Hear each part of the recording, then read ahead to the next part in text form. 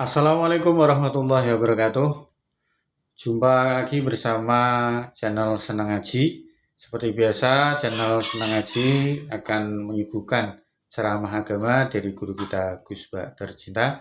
Semoga kita mendapatkan ilmu, barokah ilmu apa yang beliau sampaikan.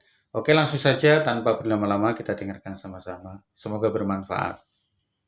Itu kita harus bangga dengan yang namanya sujud itu harus bangga sampai diistilahkan apa laula kaya zinatal wujudi ma toba aisi wala wujudi wala taronnam tu napa fi sholati wala ruku'i wala andekan ndak ajaranmu ya Rasulullah saya ini ndak pernah menikmati sujud dan tidak pernah nikmati rukuk. Jadi syarat saya sujud itu ora sekedar kowe metek anggota pitu mboten, harus ada taronnum, harus ada kenikmatan yang luar biasa. Karena sujud ini yang menjadikan kita nanti di surga.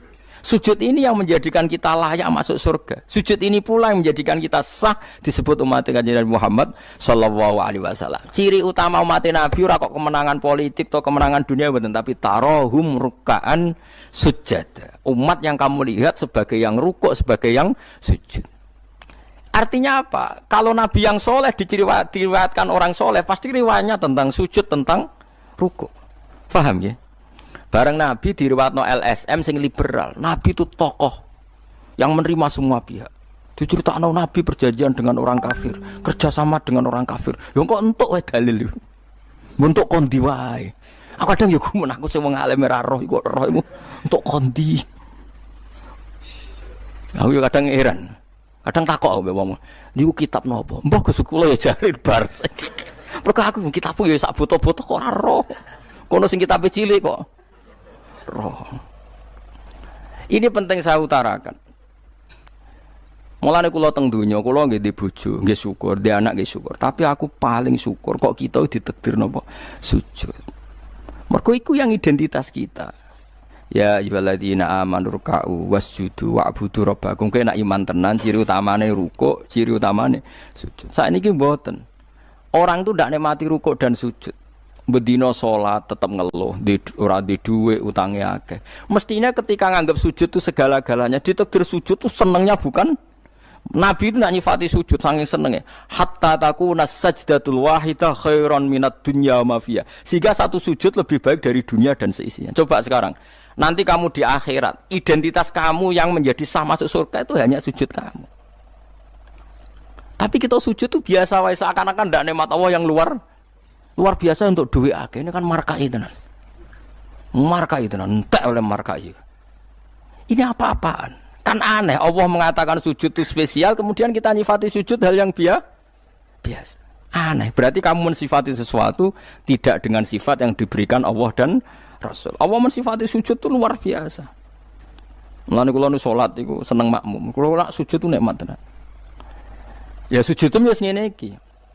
Mulane kula nu yakin di antara barokahnya Habib saya itu karena melanturkan beberapa syair yang itu mudawan itu dibukukan ulama-ulama dulu kayak tadi laula kaya zinatal wujudi ma toba aisi wala wujudi wala taronnam tu fi sholati wala ruku'i wala sujudi. Taronnam tu nyanyi-nyanyi kecil, maknane ora sekedar ya tentu ndak nyanyi ngono wis dangdutan apa sujud boten, maksudnya itu menikmati. Taronnam itu kok rake ku sujud perucat gak jelas. Masyaallah ya kok do urip.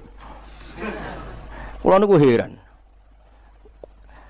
Itu tenang. Coba sekarang sampean lihat surat Fatah yang di akhir. Sifat umatnya Nabi itu apa coba? Tarohum rukkaan sujud. Orang-orang yang kalau kamu melihat aktivitasnya itu rukkaan, melakukan rukuk sujud. Memang kita punya ambisi politik menguasai Indonesia atau apa, enggak apa-apa itu, tapi setelah rukuk dan sujud. Bahkan kalaupun kita berpolitik demi supaya rukuk enggak dilarang, sujud enggak dilarang. Semua porosnya demi napa sujud. Mulane surat Iqra dimulai dan ditutup dengan wasjud waktari. Sekarang enggak. Umat Nabi ngomong fadhail sujud itu do pelo.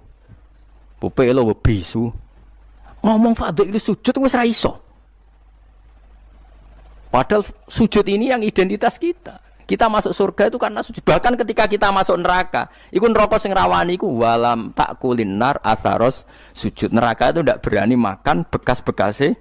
Kayak apa kalau yang sujud itu bathuk kamu, tangan kamu, dengkul kamu, terus hati kamu, fisik kamu. Mulane nak sujud.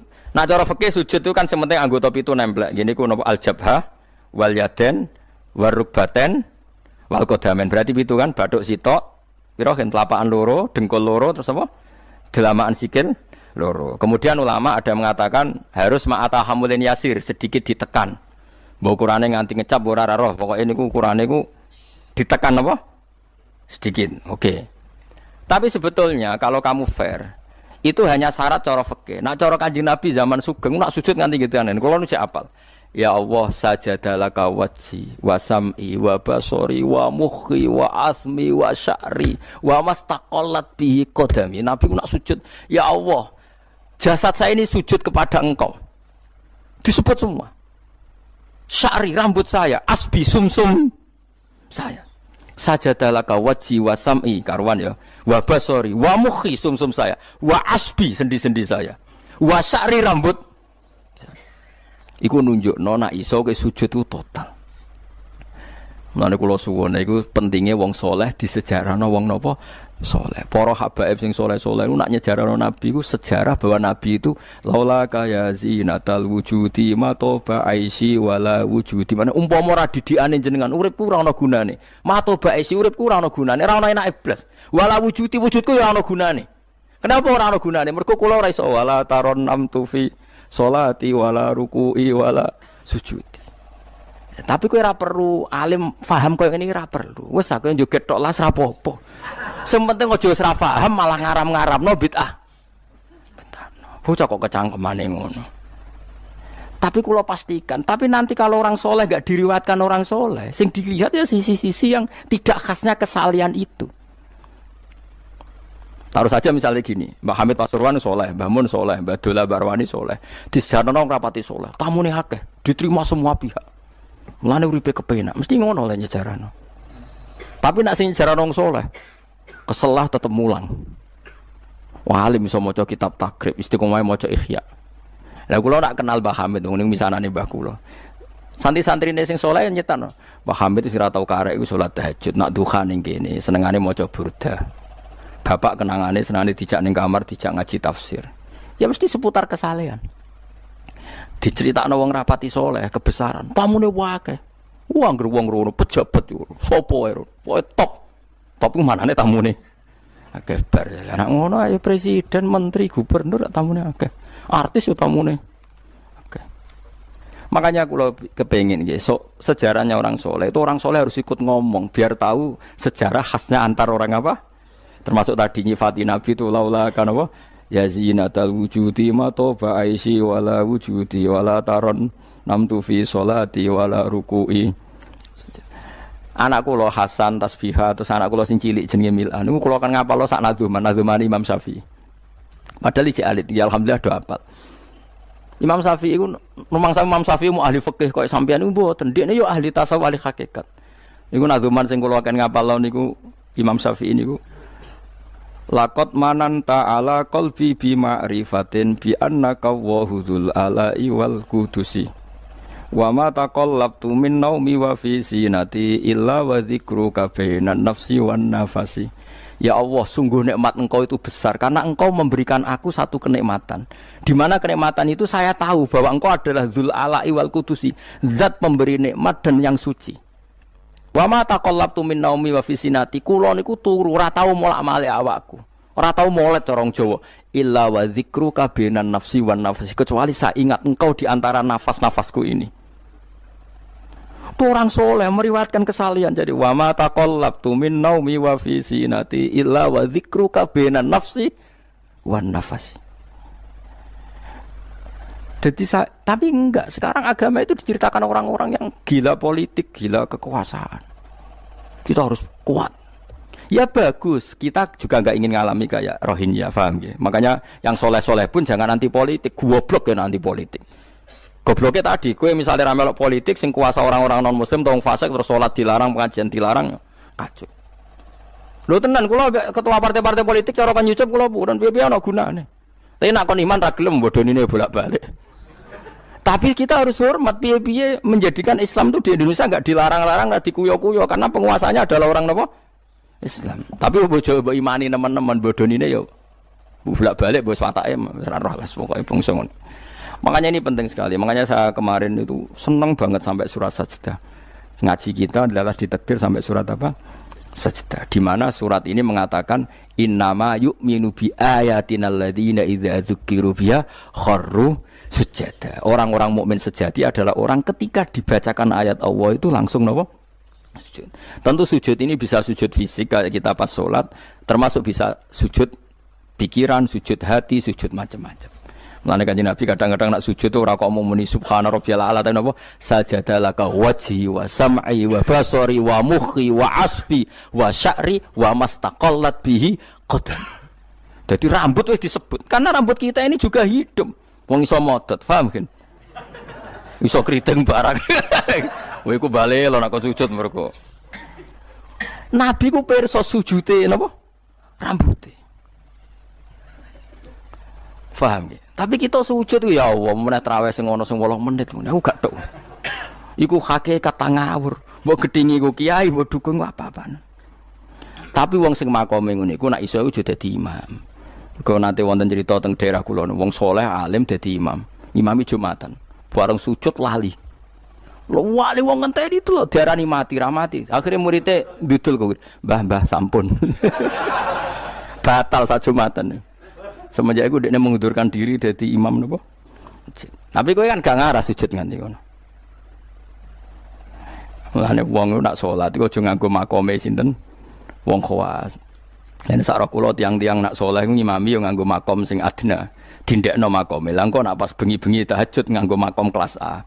Sekali salat iku wis lali. Masyhur. Sampe tak critani salate Kanjeng Kanjeng Nabi nak salat tu Aisyah turu ning ngarepe. Ya matang-matang ngono ning ngarepe. Ayo Aisyah. Mulai bolak-balik matur, Nabi ku ora digon salat kowe iku ora. Nek kowe kan digon salat tapi ora tau salat. Nabi ki sing digo salat ya nggon turu niku nggon sare ku digo salat. Aisyah ya sare teng mriku. Masyhur riwayat hadis iki kok. Jare Aisyah. Oh Nabi nak ngadeg suwe tak sembujuk sikilku tak jelonjorno. Mergo Nabi nak sujud apa nak ngadeg iku. Minimal 200 ayat. Kulhu mau pirang ayat? 200 ayat. Ngono cek nangis. Fama marra min ayati adzabin illa sta'adza minhu wala marra bi ayati maghfiratin illa astaghfar wa ma marra bi ayati tasbihin illa sabbaha wala bi ayati tahmidin illa hamada wala bi ayati takbirin illa kabbara. Setiap lewat ayat tasbih dia baca tasbih. Setiap lewat ayat istighfar dia membaca. Jadi misalnya subbihisma rabbikal a'la subhanallah subhanaka ya Allah. Nggak pas maca ayat intu azibhum fa inna ibaduk ya Allah lakal hamdu wa lakal mulku ya Allah wa ma'fuan nangis. Dadi Aisyah ngerti paling suwe tak sodoro sikilku. Barang kok ape sujud lagi sikilku tak tarik, tak pengkeretno. Mulane jare ka'annahu lam ya'rifna qat. Nabi itu ketika ndak salat itu teman kita. Tapi nek wis salat seakan-akan ndak kenal kita. Sampai sahabat itu udah bingung, Nabi habis sholat di masjid, sahabat nyun sewu sing sok kenal sok parek. Nabi itu ya talawan, wajahnya rubah kabeh. Karena hulam ya'rif, Nabi itu tidak kenal kita kalau mau sholat. Saking haibahnya mau sowan Allah Subhanahu wa ta'ala. Tapi setelah sholat baru Nabi happy. Dan Nabi itu rindu sholat, masyhur itu Nabi kalau banyak masalah itu sampai takok-takok Aisyah. Ya Aisyah Bilal kok gak rene-rene? Maksudnya qomat atau azan. Ketika Bilal teko, sopan ya Bilal, arikhna bis sholat, arikhna bis sholat, masyhur. Arih ngekei istirahat sira Bilal nak ing kita bis sholat. Ayo Bilal aku nang istirahat no nganggo sholat. Dadi Nabi yang roh donya sumpek. Iku istirahate iku. Mulan sebut wa qurratu aini fis sholat. Tenange atiku nek kok terus di umat ayame di dhuwit iki umat apa? Ya umat sing kumat, ya siku jawabane. Umat sing kumat. Lah ya meskipun kira iso nglakoni tapi tak critakno nek ke wong saleh iku disejarahno wong saleh ben ijek sambung. Dan saiki Rasulullah itu sayyidus sholihin. Sayyidus sholihin sing diceritakno Quran sifate umat iku tarahum ruk'an sujud. Saiki umat sifate tarahum yatlubunal mal wa yatlubuna kadza wa kadza yatlubunal jah wa riyasah. Jadi sok ben cara umpama Quran kok iso dikarang sifatem ora tarahum ruk'an sujada sifat umatnya ngalor ngidul golek duit. Kowe seneng disifati ngono? Gak seneng. Dan kula suwun ngaji surat sajdah niki kula umpama pantes nuntut Pak Rumanto tak nyembelih sapi. Mergo syukuran surat napa sujud. Tapi kok kowe syukur perkara mangan sapi ku ya elek. Mulane ra usah. Wong ngaji kok syukur perkara nyembelih apa? Sapi. Mulane ra usah. Kula nu khatam hikam pe disyukuri. Nganti saiki ora disyukuri. Tangan-tangan yo bener ra disyukuri. Ben syukure mergo khatam hitam ora perkara nyembelih sapi. Tapi insyaallah kuat asline kuat. Bangune ra kuat sak menaki urunan 5.000 cukup. Golekno sapi kuru ampun. Terus sapi sing wis kesemper. Tapi kula suwun, ya melane kula suwun aja geman mengabaikan sejarah versi wong soleh. Termasuk versi ya tiang-tiang soleh. Cek saking kalangan habaib, cek sing kalangan ulama. Pokoknya tiang-tiang napa soleh itu khas. Cara seneng Nabi itu khas. Kowe iso nyifati Nabi kayak tadi. Laula kaya zinatal wujudi ma to ba'isi wala wujudi wala taron namtu fi sholati. Jajal Kanjeng Nabi versi wong-wong politikus malah diseru. Nabi itu pemersatu pan Arabik. Dulu Arab itu gini-gini. Setelah ada Nabi, iku ya sifatnya Nabi. Tapi gue apa? Bu omah ngomong no. Gue sujud era iso kok ngomong dok dinti. Pertama Iqra turun ya wasjud. Iku variasi-variasi setelah ada kekuatan politik. Ono variasi-variasi sifat-sifat Nabi yang datang kemudian. Tapi sifat permanennya ya wasjud. Waktari. Faham tuh maksudnya? Faham tenan toh? Faham ya alhamdulillah. Soalnya nak sing ora paham ya bebo paham. Ben nyenengno guru. Nyenengno guru ku ibadah. Pokoke eling-eling surat Fatah sing akhir napa? Tarahum rukaan sujud. Walahum lan ora ana te wong akeh yung dzuruna dikai tempo sapa wong akeh. Yumhaluna tegese dikai tempo sapa wong akeh li taubatin krana tobat au makdiratin utawa ngekeki alasan. Fa'arid mongko mengo sira anhum sanging kufar wan tadzir lan ngenteni ana sira misale inzalal adzab ing turune siksa bimiklan kufar innahum satamne wong kafir ya muntadziruna ngenteni sapa wong kafir bika ing sira wong kafir ngenteni misale hadis samautin ing terjadine kematian atau anyare kematian auqatin utawa terjadine pembunuhan. Bismillahirrahmanirrahim. Afaman kana mu'minan kaman kana fasiqo. Afaman kana mu'minan kaman kana fasiqal la yastawun. Ammal ladzina amanu wa 'amilus solihati falahum jannatul ma'wa. Nuzulam bima kanu ya'malun. Wa ammal ladzina fasaqu fama'wahumun nar. Kullama aradu ay yakhruju minha u'idu fiha wa qila lahum dzuqu 'adzaban nar. Dzuqu 'adzaban naril ladzi kuntum bihi tukadzibun. Afaman kana, afaman ana ta utahi wong. Wong sapa wae, kana kang ana sapa man. Ana iku mukminan, iku wong sing mukmin, sing percaya kebenerane Allah lan Rasul. Iku kaman kaya dene wong kana kang ana sapa man iku fasikon, iku wong sing fasik utawa wong sing kafir. Wafaleni malike. Afaman ana ta te wong kana kang ana sapa man iku mukminan mukmin. Manane mukmin ku benerno apa sing digawa Allah lan Rasul. Iku kaman kaya dene wong kana kang ana sapa man iku fasikon iku fasik utawi kafir. La yastawun, ora padha sapa wong mukmin lan wong fasik. Ail mukminuna tekse pira-pira mukmin wal fasiquna lan pira-pira fasik. Ammal ladzina amanu anapun te wong sing iman wa amilu lan nglakoni sapa alladzina as-solihati ing pira-pira amal saleh. Wong iman lan nglakoni amal saleh falahu mongko iku berhak, mongko iku keduwe alladzina amanu jannatul ma'wa ute entuk swarga kang dadi panggonane utawa swarga-swarga kang dadi nggon panggonane. Nuzulan tur hale tumurun. Hale dadi sogatan, hale dadi penghormatan. Huwa te maknane nuzul ku ma perkara yu adu kang den sogatna apa ma, kang disuguhna apa ma lidolfi krana tamu. Bima sebab perkara kanu kang ana sapa wong akeh ya malu nang nglakoni sapa wong akeh. Wa ammal ladzina anapun te wong akeh fasaku kang padha fasik sapa ladzina.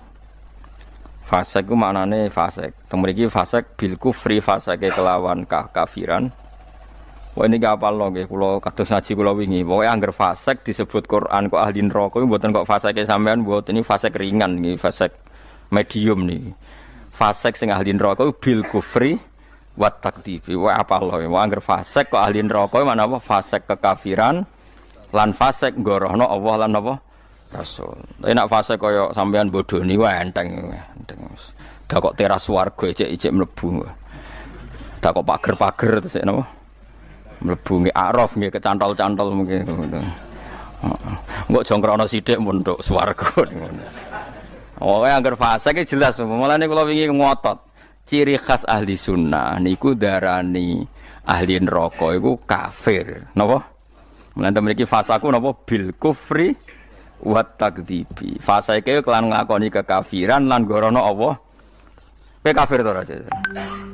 Mboten. Kowe tau gorono Allah Rasul. Nak bodoni kanca. Bolak-balik lah.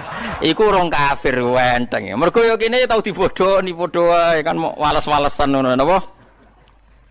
Sesama saling bodoni ya enggak usah saling napa dendam. Fasaku bil kufri kelan kekafiran. Dadi ngaten nggih kula terangno nggih masalah madzhab ahli sunnah nggih. Sampeyan kok aja terjebak training aswaja terus. Aswaja trainingnya pokoknya kadang tahlil ahli sunnah atau mboten enten ngoten kaidah ngoten. Sing ngeten kaidah ini tadi, apakah mukmin yang melakukan dosa besar itu kafir apa ndak? Jadi ciri khas ahli sunnah dan ndak itu perdebatannya napa? Mukmin sing murtakibul kabira napa? Mukmin sing murtakibul kabira. Orang mukmin yang melakukan dosa besar itu menjadi kafir apa ndak? Ahli sunnah berpendapat tidak menjadi kafir. Sementara yang khawarij yang lain berpendapat menjadi kafir. Nah, Imam Suyuti, Imam Ghazali, Imam Syafi'i semua itu ahli sunnah. Sehingga kalau ada orang kok ahli neraka, niku mesti maksiate iku bil kufri wa takdzibi. Alasan Imam Syafi'i sak bala-balane niku sak ulama sak kancane niku wong nek wis kadung bener diridani Allah, niku sifate ora kok ora tau salah. Kula baleni malih nggih. Wong nek wis bener diridani Allah, niku sifate ora kok gak tau salah iku ora. Nek Allah seneng kowe, iku statusem wong-wong sing liyukaffirallahu anhum aswa allazi amilu. Engko amal elek ndelalah didadekno di sepuro sinten? Allah. Carane piye ya? Carane ku gawe poin. Misale ngeten, sampeyan ngobet wek cah wedok. Cah wedok wis seneng banget kowe. Sementing ke komitmen aja zina. Tapi sampean aja takok kula, berarti SMS-an angsal Gus. Jawel angsal yo aja takok ngono. Tapi nak kowe kasil jawel tok ra zina ku insyaallah barokah ngedohi dosa gedhe sing cilik di sepuro. Tapi aja muni halal. Yo aja muni halal, yo aja lakoni nek iso. Cuma iki cerita. Ana wong seneng cah wedok banget. Tapi dia ini sukses ninggalno napa? Zina. Tapi ora sukses ninggalo jawil utawa SMS-an misale. Tapi kok jumni halal lho ya. Wong kula ora muni halal kok mbok riwayatno halal. Niki rak ngaji ilmu. Mergo di antara jatah di sepuro iku apa alladzina napa mboten niku intajtanibu kaba'ira matun hauna anhu niku nukafir angkum sayiatikum. Nak kowe sukses ngilangi sing gedhe insyaallah muga-muga sing cilik iku di sepuro. Misale kula guwething ruhin, maksimale kan mateni. Mata ini kan dosa gede tak hindari, mau ngenyek tok bocah kriting ndek. Lah iku yen yo dosa ngomentari niku kan. Tapi luwe apik timbang gedeng diimplementasekno membunuh. Jadi misalnya gedeng wong, opsi tertinggi kan mata ini. Misalnya gak mata ini bacok sikile atau bacok tangane kan berat. Wah iki ditinggalo kabeh mau karek ngrasani gremeng nyek. Lah iku lumayan. Senajan to ngrasani ya tetep dosa, tapi lumayan. Mulane kiai-kiai rata-rata yang ngrasani mergo mangkel lu nek ora diomongno dadi udun. Nah, akhire ngrasani. Kiai-kiai anggere mbok tamoni critakno lawan politike, mesti ngrasani to ora? Ngrasani. Mergo nek dimpet ya dadi udun. Tapi ku luwih apik timbang mateni. Misale kula kiai yang jenis seperti ini. Roh metode wong seneng Quran lewat konser, lewat MTQ mesti ngritik. Bar wanita ora seneng nek ono MTQ dikritik. Ya ngrasani, tapi apik niate. Lah kok sing seneng MTQ ya ngrasani kiai-kiai sing kaya kula. Wah, wong kok gak gelem siar. Quran niku buta siar, wong Islam buta siar. Ya sak muni-munine lho pokoke. Ikan ya rasan-rasanan. Sampai sementing gak santet-santetan ngono maksude. Lah iku disebut apa? Intajtanibu kaba'ira matun hauna anhu iku insyaallah nukafir angkum sayiatikum. Jika kamu sukses meninggalkan dosa-dosa besar, yang kecil insyaallah dimaafkan. Ini penting saya aturkan. Nah, kalau orang baik itu syaratnya tidak pernah dosa, berarti sekali dosa dia jadi kafir. Ini masalah bagi ahli sunnah. Nah, niki penting kula atur. Mergo critane ngeten nggih, wong nak bakate saleh, mabuke ning masjid. Bodoni yo santri, mergo dekne ora duwe kanca geng. Akhire korbane yo santri. Mergo dekne bodoni wong liya, wong abangan, preman ora kenal. Sing dikenali santri. Akhire korban bodoni yo. Ya kula kiai bodoni wong ya bolak-balik. Tapi kula ora tau sambat, pancen jatahe mun kadang-kadang kebodhon ku ya jatah. Sampeyan kula critani, zaman Nabi ku ana wong jenenge Abdullah. Niki hadis sahih teng Bukhari wonten, teng pundi-pundi wonten. Wa kana yulaqabu khimaron. Ndek niku sampe nak ngundang kanca-kancane niku khimar. Wa kana yudhiku Rasulullah wa kasiron. Ndek niku senengane guyokno Kanjeng Nabi. Kanjeng Nabi orang yang sering serius iku mergo mimpin perang macam-macam nak roh dolah iki guyu. Kancane ra ngundang dolah tapi niku. Iku nak mabuk ini masjid Kanjeng Nabi. Mboten trimo masjid mriki mboten. Masjid Kanjeng Nabi. Ngefly. Anggere takok, kowe wong fasik kok ora ning terminal Tandalan ning masjid. Aku nak ora Nabi ku ngeluh. Tapi yo aja minum gak ngregani Nabi. Aku tak ora minum yo ngeluh. Angel gak? Akhirnya singkat cerita, Nabi itu profesional, masih santri ini nak salah ditakzir. Takzirane Syaribul Khamri ku gak ada batasnya. Gak ada ukurannya, memang di Quran gak ada. Sehingga kadang Nabi yo jilid 20 kali, kadang 80 kali. Bil jaridi wan ni'al. Ini sing khusuk-khusuk ngrungokno hadis iki. Jarid niku napa? Apa kan pelepah napa? Kurma wan ni'al ku sandal. Dadi ana sahabat sing saleh-saleh iku ditabuki mbek sandal, kadang ambek. Tapi bariku ya ngono meneh. Nganti sing jilid ku bosen. Dadi cara ning Aceh polisi syariate nganti napa? Bosen. Singkat cerita ada sahabat yang ngomentari begini. Ya khimar ya mal'un. Pokoknya di kue ku khimar, kue ku mal'un. Saya masih ingat betul teksnya itu.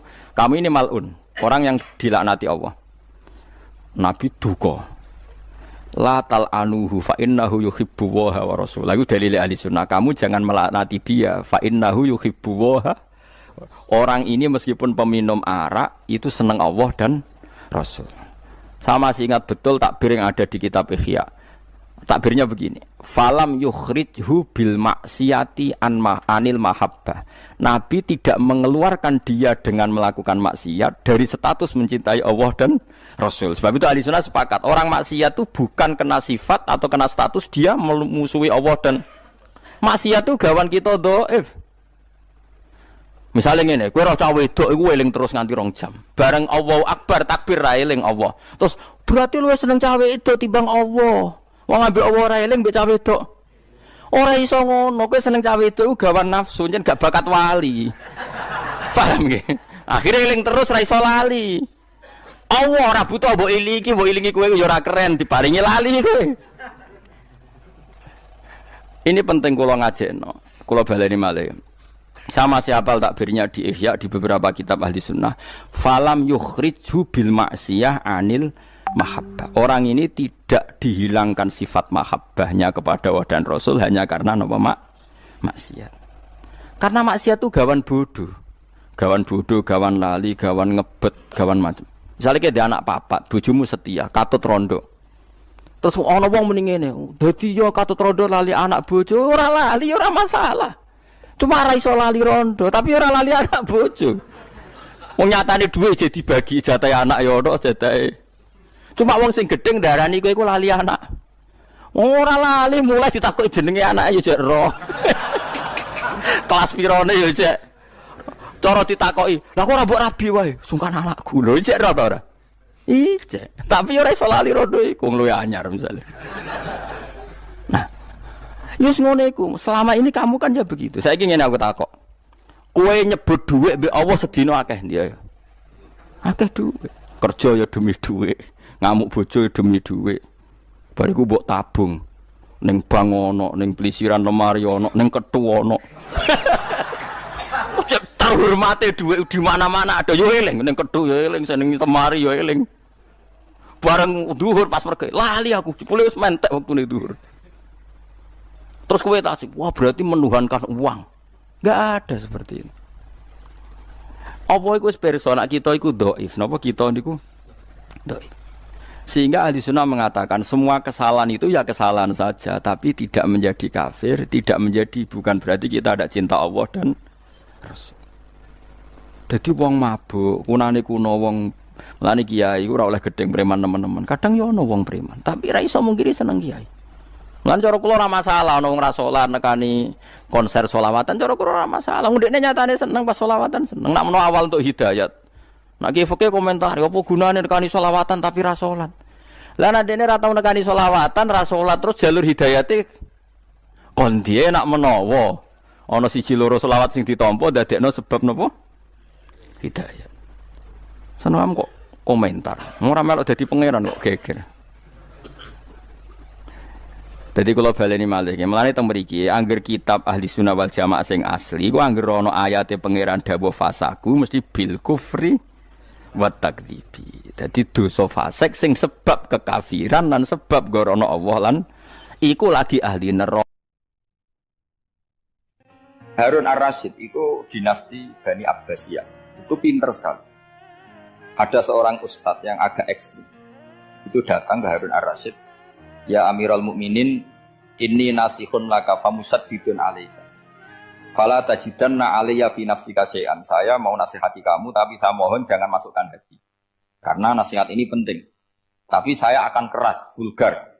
Akan keras, kritik saya akan keras. Karena Anda sebagai Amirul Mukminin tidak pedes. Apa kata Amirul Mukminin Harun Ar-Rasyid? Uskut ya Ustadz. Nah, sebagai riwayat uskut ya jahil. Kamu itu Ustadz bodoh, tidak usah banyak omong. Terus ditanya, kenapa saya bodoh? Terus dibacakan ayat faqula lahu qaulal layyina la'allahu yatadzakkaru aw yakhsha. Inna Allaha ta'ala qad arsala man huwa khairun minka ila man huwa syarrun minni. Wa ma'a dzalika qala ta'ala faqula lahu qaulal layyina. Allah pernah menugaskan seorang yang lebih baik ketimbang kamu, yaitu Musa dan Harun. Musa dan Harun adalah seorang nabi. Kepada orang yang lebih buruk ketimbang saya, yaitu Fir'aun. Itu saja etikanya faqula lahu qaulal layyina. Kamu kalau ngomong yang halus, yang baik, yang berperadaban, kok kamu sama saya mau kasar? Akhirnya ustadznya ternyata pinter kamu, ya pinter aku. Jadi semudah itu. Allah itu menugaskan orang yang lebih baik ketimbang kamu, yaitu Nabi Musa. Kepada orang yang lebih buruk ketimbang saya, yaitu Fir'aun. Itu saja ada etikanya. Kok kamu sama saya mau tambah etika? Mau main kasar hanya karena kamu merasa nasihat Anda benar? Jadi gampang sekali memahami Quran. Tapi lagi-lagi memang bagi ahlinya. Tapi ini saya bantu supaya sampean jadi ahli apa? Quran. Ada sekian problem dalam memahami Quran. Terutama kalau lewat terjemah. Problem itu bisa gawat. Gawat betul memang. Bukan gawat-gawatan tapi gawat betul. Misalnya ada ayat begini dan terjemahnya pasti begini. Fa'ainama tuwallu fasamma wajibah. Kamu menghadap mana saja, di arah manapun, di sana ada ridhonya. Itu kalau hanya pakai terjemah, tentu menjadikan kita sholat bisa menghadap ke timur, ke barat, ke utara, dan ke apa? Selatan. Saya cerita sedikit tentang asbabun nuzul. Memang tema sekarang tentang asbabun nuzul. Dulu Rasulullah SAW ketika di Mekah itu sholat menghadap Ka'bah. Tapi setelah pindah di Madinah, di mana Madinah itu ada komunitas Yahudi dan Nasrani, Rasulullah itu menghadap ke Baitul Maqdis. Kira-kira 16 bulan. 16 sampai 17 bulan. Semua riwayat itu kisarannya hanya 16 sampai berapa? 17 bulan. Sehingga orang Yahudi itu bilang begini, Muhammad ini baiklah. Meskipun dia membawa agama baru, tapi kiblatnya masih ikut kita. Masih baik kan. Setelah 16 bulan, Nabi diperintahkan Allah untuk menghadap ke Ka'bah. Fawal liwajhaka syatrul masjidil haram. Maka orang Yahudi itu berontak. Berontaknya adalah kiblat mereka ditinggalkan. Cara berpikir orang Yahudi itu kiblat mereka ditinggal.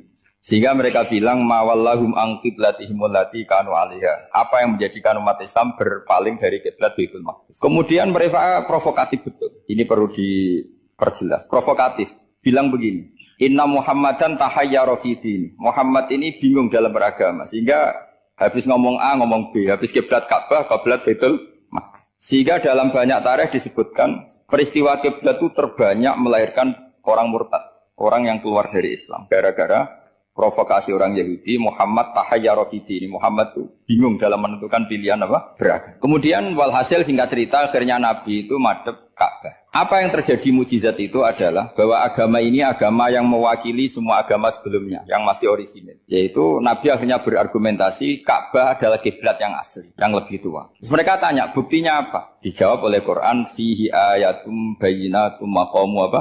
Ibrahim. Ka'bah bukti tertua adalah di situ ada makam Ibrahim. Makam itu jejak kaki. Ya kalau bahasa Indonesia makam itu kuburan. Kalau dalam bahasa Arab makam itu jejak apa? Jejak kaki. Sehingga diketahui oleh sejarah dibuktikan di situ ada jejak kaki siapa? Nabi Ibrahim. Sementara nisbatnya Baitul Maqdis itu adalah kepada Nabi Musa dan Nabi Harun. Yang ini adalah turunan dari Nabi siapa? Ibrahim. Hikmahnya apa? Begini, sebagai bukti bahwa Baitul Maqdis pernah menjadi poros Islam atau poros Tauhid, maka Nabi Muhammad pernah disuruh menghadap ke Baitul Maqdis.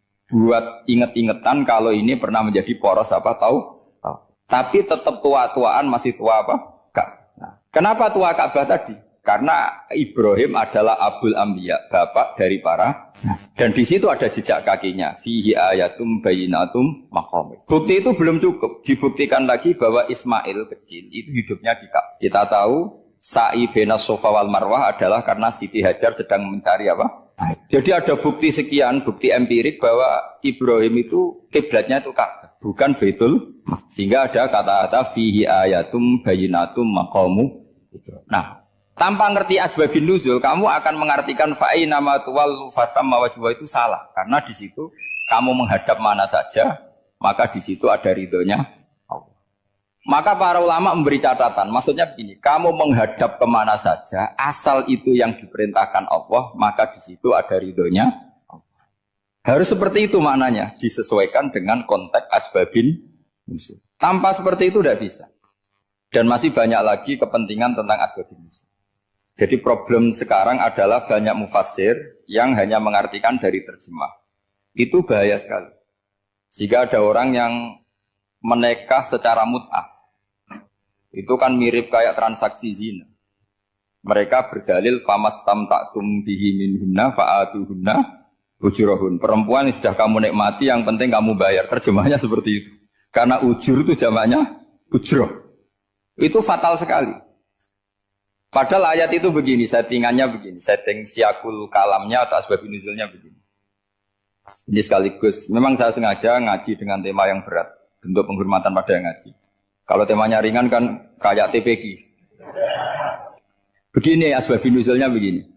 Wal muhsanatu minan nisa yang awal juz 5 itu, ya kita santai aja, yang awal juz 5 itu sebetulnya maktuf, diatafkan pada ayat hurrimat alaikum ummahatukum wa banatukum wa akhwatukum wa ammatukum wa kholatukum wa banatul akhi wa banatul ukhti. Jadi perempuan yang haram dinikah itu ada 7.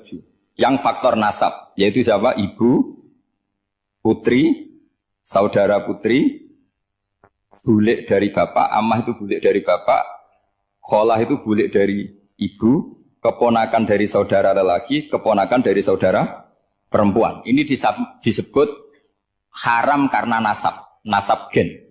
Kalau orang Jawa bilang hanya 4 karena ngitungnya bule baik dari bapak maupun ibu. Kalau orang Jawa bilang kan bule terus keponakan dihitung 1. Padahal ada keponakan dari saudara lelaki, ada keponakan dari saudara apa? Perempuan. Wa banatul akhi wa banatul ukhti. Terus kedua haram karena rodok. Kita tahu dalam hukum Islam rodok adalah sama dengan nasab. Jadi ibu yang pernah menyusui kamu berarti jadi ibu kamu. Dan saudara sepenyusuan berarti menjadi saudara kamu. Ini disebut wa ummahatukumul lati arda'nakum wa akhwatukum minar radha'. Terus ketiga haram karena musaharah, karena besanan. Jadi pagi ini misalnya saya nikah dengan Sri, bilang qabiltu nikaha wa taswijaha bil mar'il madkur. Setelah nikah dengan Sri ini otomatis ibunya dia menjadi mertua. Otomatis haram saya apa? Nikah. Ini namanya haram karena musaharah. Atau kamu punya anak Zaid. Zaid pagi ini akad dengan Sri. Berarti Sri adalah menantu Anda. Otomatis haram bagi Anda. Itu namanya haram karena musaharah, karena bisanan. Itu yang disebut waroba apa haram-haram itu kan saat terus itu wa ummahatu nisaikum. Apa ibu dari istri-istri kamu. Memang ini agak jelimet, tapi memang syaratnya mufassir harus biasa jelimet. Jangan hanya nyari partai ayat-ayat untuk kepentingan partai. Wah itu ngeri. Kacau Quran dipakai kampanye. Terus itu berarti sudah 3 kan? Haram karena nasab, karena rodok, haram karena musuh. Terus yang keempat ini haram yang bukan karena sebab pada seorang perempuan, tapi karena istri orang. Disebut wal muhsanatu minan nisa. Haram menikahi perempuan yang masih milik orang lain. Nah, orang lain yang menikahi ini istilahnya Allah adalah lelaki yang menikahi perempuan ini adalah lelaki sing muhsinina ghairu musafihin, secara nikah yang sah. Nah, nikah yang sah itu begini dalam hukum fikih Islam. Saya nikah dengan Sri, kalau hanya akad, itu saya wajib bayar mahar hanya separuh. Jadi kalau saya janji bayar 1 miliar, berarti wajib bayar berapa? 500 juta. Kalau janjinya 100 juta, hanya bayar 50 juta. Itu yang wajib bil akdi. Nanti wajib sepenuhnya nunggu bil jima. Kalau sudah hubungan intim, baru wajib 100%. Jadi kalau ada di Jawa, nikah dengan seperangkat alat sholat, itu yang atasannya tok, itu wajib karena akad. Nanti bawahnya nunggu setelah hubungan apa? Intim. Nah, ini hukum Quran, bukan hukum saya. Makanya kan wa in talaqtumuhunna min qabli an tamassuhunna, saat terus fanis suma faradtum. Hanya wajib bayar setengah. Nah, perempuan yang sudah diajak hubungan intim itu kata Allah fa'atuhunna ujurahun, maka wajib kamu bayar penuh. Jadi ayat itu tentang perempuan yang sudah dinikah, kita harus bayar berapa? Harus bayar penuh. Ini penting saya utarakan. Nah, problem kita sebagai orang Indonesia, ini juga problem Pak On, problem semua kiai. Mahar di Indonesia itu nggak bisa dibahas di Quran. Karena keterlaluan, kecilnya itu keterlaluan. Saya ini kan kiai, sering ngakatkan tuh sampai bosan, seperangkat alat sholat itu ngawur sekali. Ini mbak-mbak harus nggak mau gitu. Saya provokasi minimal itu ya berapa? 100 juta berapa? Pantasnya berapa? Pantasnya berapa? 10 gram itu berapa nilainya? Kan 1 gram 500 ribu, baru 5. Ya sudah mendingan itu 10 gram. Quran itu bayangannya gini, sambil latihan, yang hafal-hafal biar latihan. Jangan dapat beasiswa karena hafal tapi nggak jelas juntrungannya. Quran itu bayangannya gini, ini nggak mungkin Quran ini bisa dibaca di Jawa. Wa in aradtum istibdala zaujin makana zauji wa ataitum ihdahunna qintaran fala ta'khudhu minhu syai'a. Jika kamu nikah sama seorang perempuan, kemudian kamu cerai, maka mahar yang sudah kamu berikan jangan ambil lagi. Karena mahar di Arab itu mahal, 100 juta, kadang mobil Alphard, kadang GMC. Sehingga setelah menceraikan tuh kebayang menarik. Kok enak, dulu saya memberikan itu kan karena dapat servisnya, sekarang sudah saya cerai, saya tarik. Kalau mahar di Indonesia kan seperangkat alat sholat. Jadi gak kebayang ada kalimat fala ta'khudhu minhu syai'a, jangan ambil lagi. Kebayang ngambil aja enggak? Apalagi kalau nikahnya sudah 2 tahun kan sudah lusuh, sudah. Tapi kalau di Arab itu kebayang karena mahal. Makanya orang Arab suka nikah orang Indonesia karena murah. Jadi bahasa kintoron itu harta yang enggak ternilai. Wa ataitum ihdahunna kintoron. Kok yang enggak ternilai? Mahal betul. Itu pernah saya hitung, ada yang mahar itu 400 juta, ya sekira segitu. Nah makanya setelah dicerai, Allah memperingatkan setelah kamu kasihkan, ya jangan minta lagi. Kenapa kepikiran minta? Karena jumlahnya besar. Kalau di Indonesia kepikiran nggak minta ya? Nggak kepikiran, saking kecilnya.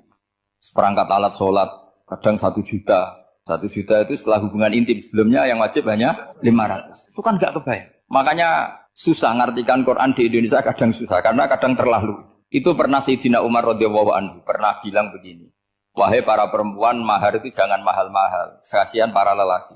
Itu ada perempuan alimah, ya orangnya alim betul. Itu usul langsung gini, ya Amirul Mukminin, laisa dzalika laka ya Amirul Mukminin. Waqad qala ta'ala wa atiitum ihdahunna qintaran.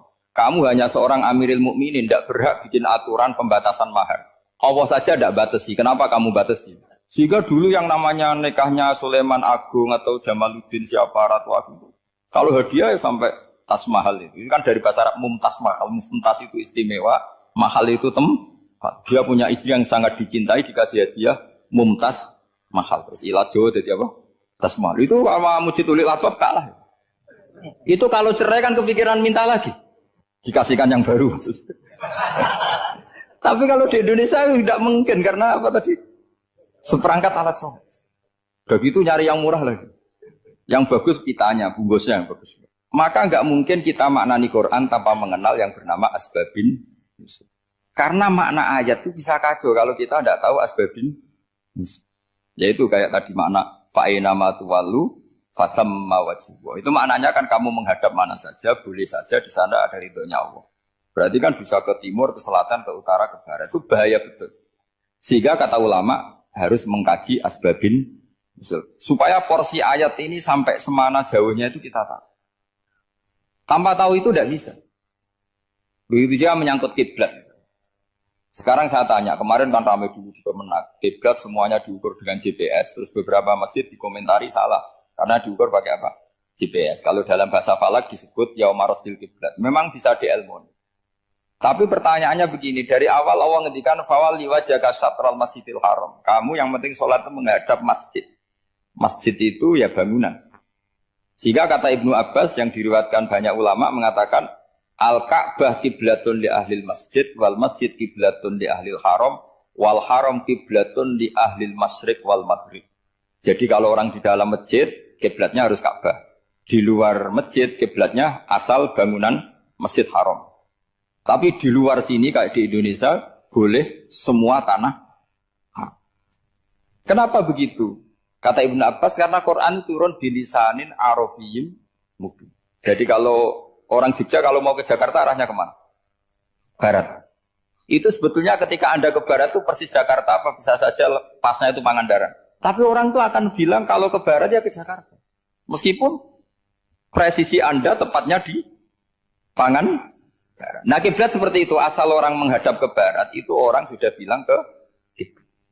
Gak usah sedetail misalnya harus pas Ka'bah. Saya pernah debat sama tim ahli Kemenang. Gak bisa Gus, sekarang ada GPS harus tepat Ka'bah. Terus saya bilang gini, kalau teori Anda benar, berarti semua masjid luasnya maksimal 16 meter. Ka'bah itu luasnya hanya 16 meter. Berarti Masjid Ulil Albab yang pojok sana sama pojok sana, kira-kira itu ya sudah tidak kena Ka'bah. Kalau harus tepat, Ka'bah itu kan diameternya hanya 16. 16 sampai 18 kalau nggak salah. Berarti semua masjid kalau ingin tepat Ka'bah harus pas 16. Kalau terlalu luas pilihannya harus cekung. Kan jadi aneh. Makanya saya itu sering Pak, dulu saya ini biasa debat fikih. Kalau di tradisi pesantren namanya Basul Masail. Saya punya teman yang paling kurang ajar, yang paling saya kenang dalam panjang sejarah. Dulu itu kalau debat fikih itu ya seru. Kalau aturan fikih kan gini, soft paling baik itu kan soft pertama. Baru kedua, baru ketiga. Yang paling keren kan soft awal, soft. Terus teman saya bilang gini Pak, ya kalau gitu gini aja Gus, desain masjid itu memanjang utara selatan. Biar semuanya soft awal. Gara-gara didesain begini kan ada soft 2, soft 3. Apa susahnya kita bikin mulai awal supaya masjid itu memanjang utara apa? Selatan. Supaya semuanya soft awal. Ya kalau ada hukum ya diimplementasikan dalam desain bangunan katanya. Itu kan kacau. Terus akhirnya saya jawab, lalu setelah begitu yang paling afdol siapa? Yang dekat imam. Ya sudah, bikin cekung saja kalau gitu. Artinya gini ya, beragama itu yang sehat. Jadi beragama itu berdasar riwayat. Berdasar riwayat, pernah ada ulama yang hitung. Madinah menghadap Ka'bah itu ya tidak pas. Pernah dihitung pakai GPS. Kiblat Madinah ke Ka'bah itu ya tidak pas. Tidak seperti yang pernah dianjurkan Kemenak. Karena apa? Agama ini ngikuti bilisanin Arabiyyin mungkin. Seperti jenengan gini. Semua ini istilahnya apa? Menghadap Gus Bah. Padahal ada yang agak sana, agak sana. Semuanya ngaji sama siapa Gus? Ya sudah. Istilahnya bertatap muka. Memangnya kita benturan. Ini bahasa. Jadi seperti ini semua namanya apa? Berhadap. Padahal ada yang agak samping, agak samping. Ka'bah juga gitu. Sebenarnya tidak se-ekstrim yang dibayangkan orang-orang. Cuma kalau bisa tepat, ya kita harus tepat. Tapi tetap saja tidak perlu 16 apa? Meter. Nah, fa'ainama tuwallu fathamma wajhullah itu artinya menghadap. Menghadap itu menghadap arah. Makanya Allah tidak dawuh fawal liwajhaka nahwal Ka'bah, tapi fawal liwajhaka syatrul Masjidil Haram. Jadi ini penting saya utarakan supaya kita familiar dengan istilah-istilah Quran. Istilah Quran itu gampang sebenarnya. Kalau kita kaji itu gampang. Problem kita tidak pernah mengkaji. Jadi semuanya asing. Kalau kita mengkaji itu gampang sekali. Saya punya sekian cerita betapa pentingnya mengkaji Quran. Harun ar-Rasyid itu dinasti Bani Abbasiyah. Itu pinter sekali. Ada seorang ustadz yang agak ekstrim. Itu datang ke Harun ar-Rasyid. Ya Amirul Mukminin, inni nasihun laka famusaddidun alaika. Fala tajidanna alayya fi nafsika syai'an. Saya mau nasihati kamu, tapi saya mohon jangan masukkan hati. Karena nasihat ini penting. Tapi saya akan keras, vulgar. Akan keras, kritik saya akan keras. Karena Anda sebagai Amirul Mukminin tidak pedes. Apa kata Amirul Mukminin Harun ar-Rasyid? Uskut ya Ustadz. Sebagai riwayat uskut ya jahil. Kamu itu Ustadz bodoh, tidak usah banyak omong. Terus ditanya, kenapa saya bodoh? Terus dibacakan ayat faqula lahu qaulal layyina la'allahu yatadzakkaru aw yakhsha. Inna Allaha ta'ala qad arsala man huwa khairun minka ila man huwa syarrun minni. Wa ma'a dzalika qala ta'ala faqula lahu qaulal layyina. Allah pernah menugaskan seorang yang lebih baik ketimbang kamu, yaitu Musa dan Harun. Musa dan Harun adalah seorang nabi. Kepada orang yang lebih buruk ketimbang saya, yaitu Fir'aun. Itu saja etikanya faqula lahu qaulal layyina. Kamu kalau ngomong yang halus, yang baik, yang berperadaban, kok kamu sama saya mau kasar? Akhirnya ustadznya ternyata pinter kamu, ya pinter aku. Jadi semudah itu. Allah itu menugaskan orang yang lebih baik ketimbang kamu, yaitu Nabi Musa, kepada orang yang lebih buruk ketimbang saya, yaitu Fir'aun. Itu saja ada etikanya. Kok kamu sama saya mau tambah etika? Mau main kasar hanya karena kamu merasa nasihat Anda benar? Jadi gampang sekali memahami Quran. Tapi lagi-lagi memang bagi ahlinya. Tapi ini saya bantu supaya sampean jadi ahli apa? Quran. Meskipun ngajinya sebulan sekali. Sudah sebulan sekali tidak punya kitabnya. Sudah. Jadi ulama dulu kalau belajar Quran itu gampang. Saya berkali-kali cerita, yang kitab saya baca di rektorat namanya Syajaratul Ma'arif. Itu kalau cerita bikin judul itu enak sekali. Babuna fil ibad bikullil bilad. Bab seseorang di mana saja hidupnya harus bermanfaat. Terus dalilnya itu hanya mengutip makalahnya Nabi Isa, wa ja'alani mubarakan ainama kuntu. Ciri utama seorang nabi apa? Saya di mana-mana adanya berkahi orang lain. Jadi berkah bagi orang lain. Maksudnya tidak jadi problem bagi orang lain. Artinya kamu hidup entah di Jogja seperti Pak Ono orang Jember, saya orang Kembang. Hidup di Jogja manfaat, di Jember ya manfaat, di mana-mana manfaat. Saya pernah di Korea seminggu ya manfaat. Saudara kita TKI yang di Korea manfaat, di sana bikin masjid, bikin apa. Karena ngendikane Allah menceritakan Nabi Isa siapa? Wa ja'alani mubarakan ainama kuntu. Saya adalah orang yang di mana-mana berkah. Artinya manusia eksistensinya harus seperti itu, hidup di mana saja. Gampang sekali memahami. Pernah Imam Syafi'i ditanya, kalau kamu nggak kehilangan air atau nggak ada air di satu daerah, cari-cari dulu sampai nggak ketemu. Setelah nggak ketemu air, baru kamu boleh tayam. Imam Syafi'i ditanya, apa dalilnya harus mencari dulu? Kalau nggak ada air ya langsung tayamum saja. Kenapa harus nyari-nyari dulu? Jawabnya Imam Syafi'i itu gampang sekali. Qala ta'ala falam tajidu ma'an. Kemudian kamu tidak menemukan air. Di mana-mana tidak menemukan setelah mencari. Kalau belum mencari namanya tidak tahu. Kan ayatnya kan falam tajidu ma'an. Kemudian kamu tidak menemukan air. Tidak menemukan tuh nyari dulu apa langsung ngambil sikap? Nyari dulu baru kesimpulannya tidak ketemu. Kalau belum pernah nyari namanya tidak tahu. Segampang itu lama dulu memahami Quran karena konstruksinya utuh. Yaitu mereka tahu betul bahwa Quran itu bilisanin Arabiyim. Ketika Futuhat Syam. Syam dulu itu dikuasai tentara Romawi. Era Sayyidina Umar Futuhat. Yerusalem dikuasai tentara Islam. Itu awal Sayyidina siapa? Umar radhiyallahu anhu. Ketika Futuhat mau ada pesta besar-besaran. Tapi Umar menolak. Ketika menolak, kenapa Anda menolak? Beliau hanya membaca ayat Inna Allaha ta'ala ayyara qauman faqala adhabtum thayyibatikum fi hayatikumud dunya. Allah itu mengkritik satu komunitas kaum yang zaman di dunia menghabiskan semua kenikmatan.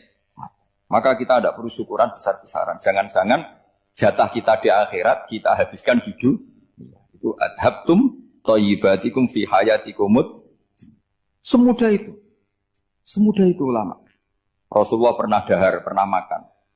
Makan karena 3 hari gak makan, cara di Indonesia gak makan nasi, gak makan daging, sudah lama sekali. 3 hari Nabi itu hanya makan kurma dan air putih. Pernah Nabi gak makan roti sampai 3 hari. Kalau Indonesia mungkin gak makan nasi. Di hari ketiga, ada sahabat yang berbaik hati, Nabi disembelihkan kambing, dipotongkan kambing, Nabi disuruh dahar. Itu baru dahar setengah piring, Nabi berhenti. Ketika ditanya, setengah piring itu kan sudah kuat untuk sholat, untuk apa sudah kuat. Ditanya, ya Rasulullah kenapa berhenti? Bukankah engkau tidak makan ini 3 hari? Nabi menjawab, walatus alumna yauma idzin anin naim. Semua nikmat yang saya rasakan nanti ada pertanggungjawabannya. Makanya saya ada ingin banyak-banyak. Wah itu kalau diterapkan di sini nggak populer. Makanya saya tahu gayanya ngaji Quran tadi itu nggak siap dengan konsep-konsep Quran ini. Jadi segampang itu orang dulu. Nah karena apa ya itu tadi? Mereka tahu asbabun nuzul. Quran itu diturunkan dalam konteks apa? Lafat ini arahnya kayak apa? Mutlak muqayyadnya kayak apa? Muhkam mutasabihnya kayak apa? Nasah mansuhnya kayak apa? Nah sedikit saya cerita ini mungkin contoh terakhir supaya agak lama-lama, nanti bingung kalau lama. Yang bingung ya saya. Bingung cara memahamkan. Jadi kalau guru itu kan bingung cara memahamkan. Kalau murid bingung cara memahami. Gak tahu tingkat kebingungannya sama. Kalau guru itu bingung cara memahamkan. Kalau murid bingung cara. Jadi ini pertemuan 2 kelompok bingung. Jadi yang satu bingung cara memahamkan. Yang satu bingung cara. Kalau orang ekstremis bingung cara merusak suasana. Itu gak benar itu. Ada loh. Rasulullah itu nabi. Itu paling pusing yang ngadepi orang-orang yang ekstrem. Karena apa? Cara berpikir itu lompatannya itu enggak tertib. Jadi nabi itu cara berpikir itu kecerdasan nubuah. Sementara orang ekstrem cara berpikir itu kecerdasan nafsu. Bukan kecerdasan manusia. Kalau manusia masih baik nafsu. Misalnya begini, kalau dalam tradisi nubuah itu. Saya dengan Pak Anu berteman lama. Mulai tahun 2000 berapa. Itu kalau Pak Anu bertamu ke saya, harusnya tidak usah tak kasih makan. Karena sudah dekat. Tapi kalau kenalan baru itu dikasih makan, disangoni. Jadi Nabi itu perilakunya agak unik. Akhirnya ada orang yang cara berpikir itu dangkal. Ya Rasulullah ini tidak fair. Yang iman lama tidak diservis, yang iman baru diservis. Cara berpikir Nabi begini. Orang Ansor itu kan sering memberi Nabi. Perjuangannya Nabi ditopang orang apa? Ansor. Donatur lah, kira-kira orang Ansor itu donatur. Donatur itu keren. Karena donatur itu artinya al-yadul ulya khairum minal yadis. Sehingga ketika Nabi sudah menguasai negara, menguasai Mekah, Medina, sudah futuhat, itu orang Ansor tetap gak diservis. Yang diservis Nabi itu orang-orang baru masuk Islam, disebut wal mu'allafati qulubuhum atau Islam mu'allaf. Ada 1-2 orang yang protes, tentu yang gak pinter. Tukang protes pasti tidak pinter. Wong iskal-iskalnya sendiri, otaknya gak sampai-sampainya sendiri, orang lain disuruh jawab. Makanya di sini tidak ada tanya jawab, nanti iskal-iskal kamu sendiri, bingung-bingung kamu sendiri, saya disuruh jawab. Berarti Gus Pak gak mau ditanya, ya memang gak mau, karena tadi jawab sendiri aja, nanti pinter sendiri, kapan-kapan pinter sendiri. Akhirnya tanya begini, cara tanya gini, ya Rasulullah, ini gak fair. Orang sudah Islam lama setelah negara terbuka milik Anda, setelah kita menang, setelah kita menguasai negara, tidak kamu servis. Sementara yang baru Islam kamu, Nabi itu bertanya senyum-senyum, rileks saja. Lama-lama tambah ekstrim pertanyaan. Kata Umar, ya Rasulullah saya beri izin untuk membunuh orang ini. Umar itu pikirannya karena mangkel lo Nabi. Nabi jangan. Kalau kamu bunuh nanti apa kata orang banyak? Inna Muhammad dan yaktulu ashabah. Dikira Muhammad membunuh sahabatnya sendiri. Nabi masih mendengar. Komplainnya masih dengar. Lama-lama Nabi memberi penjelasan. Kamu ini orang Ansor. Kamu biasa memberi saya, memberi dana perjuangan. Memberi itu hebat. Saya tidak ingin menurunkan grade Anda, grade sebagai pemberi, berarti kelasnya elit, sekarang menjadi penerima. Itu tidak bagus. Itu betapa Rasul ini namanya kecerdasan nubuah. Kalau orang biasa memberi, biar memberi saja. Supaya dia tetap heroik, tetap patriotik, tetap keren, karena mentalnya pemberi. Jangan sampai dari mental memberi, kemudian mentalnya peminta. Jadi kalau Pak On jadi tim suksesnya Pak Jokowi, itu ya tidak minta-minta.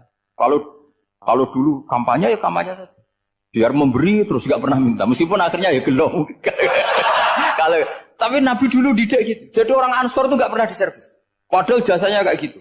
Supaya kelasnya tetap kelas elit, yaitu pemberi penanggung jawab.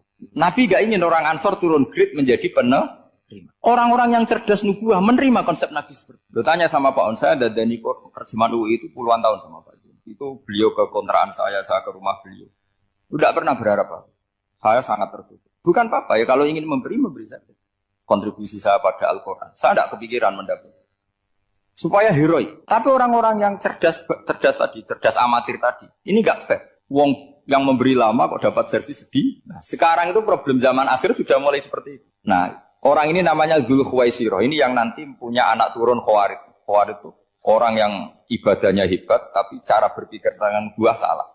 Orang lagi Khawarij itu orang yang ibadahnya hebat, tapi cara berpikir nubuah salah. Nubuah itu unik.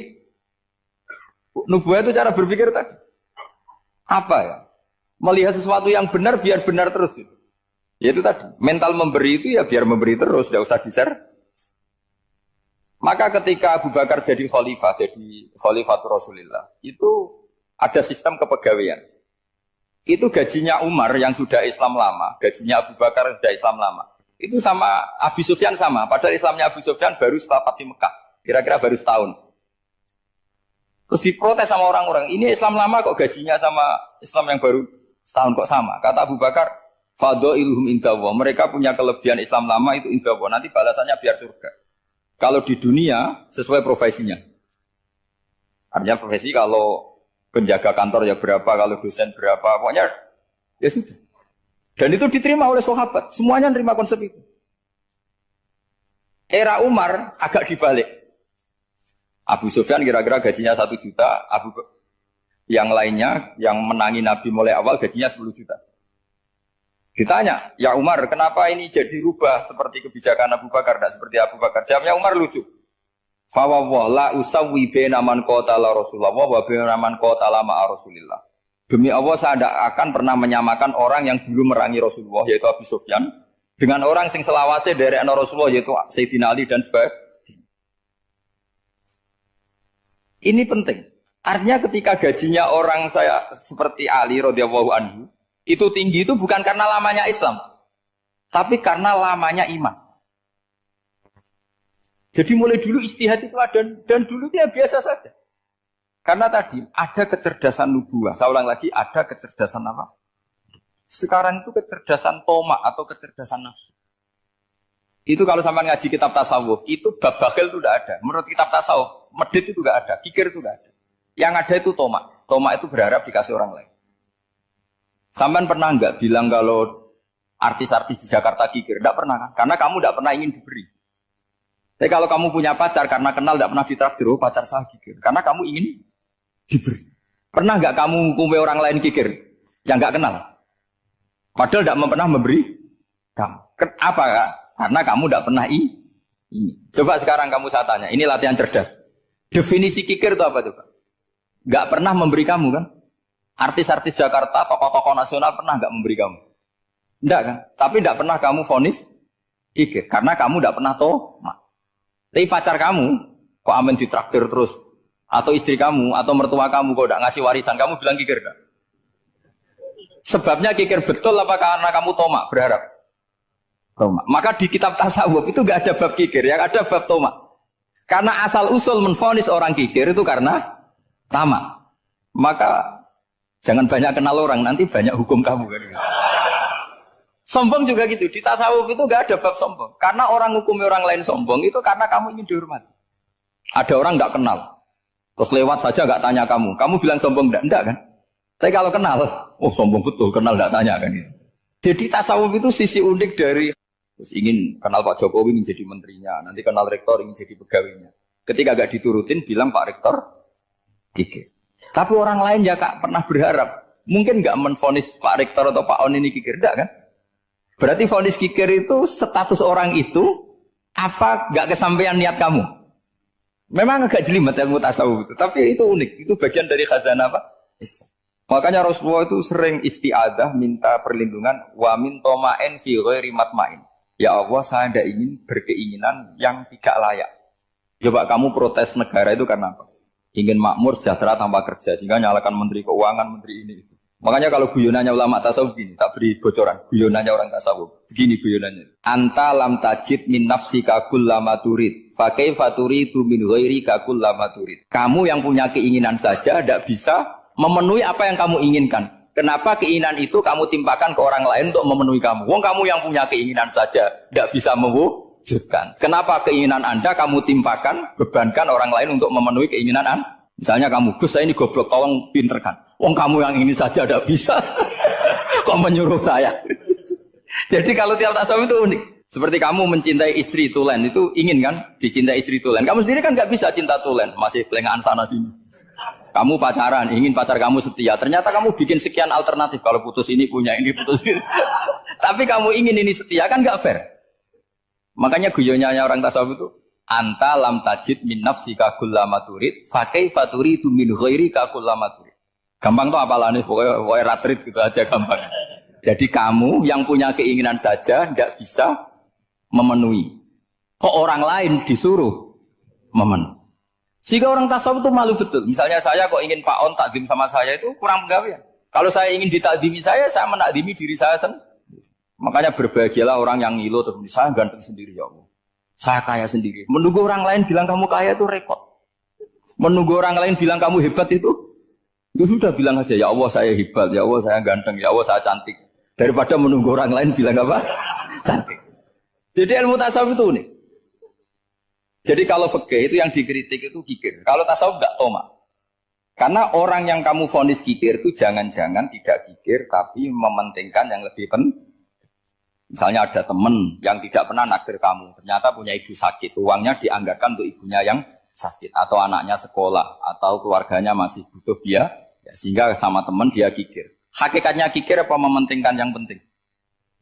Tapi kamu karena nggak pernah ditakdir menvonis kikir. Nah, ini pelajaran. Jadi makanya yang dianteni ilmu tasawuf itu toma, tamak jadi kalau dalam bahasa Indonesia, bukan kikir. Karena vonis kikir itu akan disematkan orang yang tidak kesampaian hajatnya. Pokoknya bapak saya itu, keluarga kiai itu ajarannya itu. Yang penting jangan berharap dari orang lain. Ini Pak On saksinya, saya dulu benahin terjemah itu nggak pernah ingin diperlakukan seperti ini. Yang ngaji aja. Karena pikirannya keluarga kiai itu sederhana. Kalau ngamal ya ngamal saja. Ngamal itu heroik. Makanya buyut-buyut kita semua ini kan pahlawan semua. Membela negara Indonesia jadi merdeka. Ya nggak pernah kebayang jadi presiden menteri. Tapi sekarang nggak ngamal sedikit saja harus jadi menteri jadi. Ini bahaya kalau dalam kelangsungan bernegara karena orang biasa transaksional. Awal negara ini dibangun berdasar heroik bukan berdasar apa? Transaksional. Tapi sekarang orang akan membiasakan itu. Apa-apa itu transaksional. Ini tidak bagus untuk kelangsungan bernegara. Apalagi kelangsungan beragama. Sehingga seperti saya ini masih punya desa-desa binaan di Sragen, di pedalaman Papua sekalipun. Saya punya santri banyak di Papua. Itu kalau cerita itu unik-unik. Itu mau Jumatan, itu enggak ada orang 40. Sudah datang setengah 12. Itu datangnya 3 jam. Di situ mau ketemu santri 3. Akhirnya mereka tanya gini, Pak. Pertanyaannya itu, Gus, boleh enggak Jumatan orang 3? Secara fikih Syafi'i kan harus orang 4. Kemudian mereka tak bilang, buat sholat duhur saja. Mereka enggak mau. Wong Jumat-Jumat kok duhur. Harinya kan Jumat, masa sholatnya? Sehingga kita-kita yang jadi kiai akhirnya nyari fikul madzhabil arba, nyari fikih madzhab 4. Ternyata Imam Malik membolehkan orang 6. Ada yang bilang 12. Yang penting keceluk jamun itu kelompok. Kalau 3 kan belum keceluk apa? Belum disebut apa? Ini penting saya utarakan supaya kita berjuang itu bukan karena selfish seperti ini. Tapi yang namanya dakwah itu menjadikan orang tidak tahu menjadi tahu. Termasuk kepada desa-desa tertinggi. Sama. Yang namanya menteri itu pembantu presiden untuk memenuhi kebutuhan rakyat banyak. Sekarang misalnya menteri pertaniannya itu hebat, cerdas, tapi petani nggak mau nandur padi mau apa itu? Coba yang membantu ketahanan pangan itu para petani mau nanam padi apa karena menteri pertanian? Karena petani mau nanam. Ya sudah GR saja, kita pembantu presiden semua. Karena ikut menyumbangkan ketahanan pangan. Tapi kamu kan nggak digaji, kita keren ngamal tambah harap gaji. Ini penting supaya Anda itu nggak hati kecil gitu. Ikut menyumbang negara tanpa ingin dapat gaji. Keren enggak? Nah itu nubuah. Apa? Nubuah. Orang Ansor itu seperti itu. Sehingga ketika Rasulullah wafat dan ada kompetisi kepemimpinan, itu orang Ansor gak ikut. Sudah kita makmum saja, silahkan dibagi di. Saking baiknya orang ini. Nah, makanya saya ulang lagi ya. Kecerdasan nubuah ini yang enggak difahami orang Khawarij. Orang Khawarij cara berpikir yang kerja banyak harus dapat banyak. Sementara kecerdasan nubuah enggak. Yang biasa memberi terus memberi saja. Ini saya baca supaya dapat berkahnya ulama-ulama dulu. Karena ini dikarang oleh ulama yang dipakai rujukan seluruh dunia. Begini, qala Ibnu Taimiyah ma'rifatu sababin nuzuli yu'inu ala fahmil ayat. Jadi mengenali asbabun nuzul itu membantu memahami secara benar ayat itu.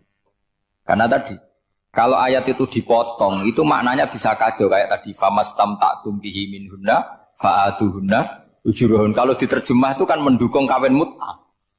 Kalau terjemahnya saja perempuan siapa saja yang pernah kamu nikmati yang penting kamu bayar. Itu kan aliran sesat dan menyesatkan. Itu konteks asbabun nuzul tidak seperti itu. Perempuan yang sudah menjadi istri kamu, seorang lagi perempuan yang sudah menjadi istri kamu, jika sudah kamu hubungan intim, maka maharnya harus dibayar penuh. Tapi kalau belum hubungan intim, maharnya hanya wajib separuh. Fanisfu ma faradtum illa ayyafuna aw ya'fu alladhi biyadihi uqdatun nikah. Tapi tadi kalau di Indonesia gimana Gus? Itu yang repotnya. Maharnya itu tadi mau kena atasan dan apa? Bawahan. Wah kacau kalau di Indonesia. Sehingga kita bingung kalau dalam logika Arab kan gitu. Bayangannya kalau cerai, kata Allah fala ta'khudhu min syai'at. Harta yang sudah kamu berikan ke istri jangan diambil lagi. Sampai dilarang ngambil tuh karena jumlahnya banyak sehingga kepikiran ngambil. Kalau di Jawa nggak usah dilarang sudah tidak akan ngambil karena rukuhnya sudah lulus. Itu susahnya baca Quran di Jawa ya.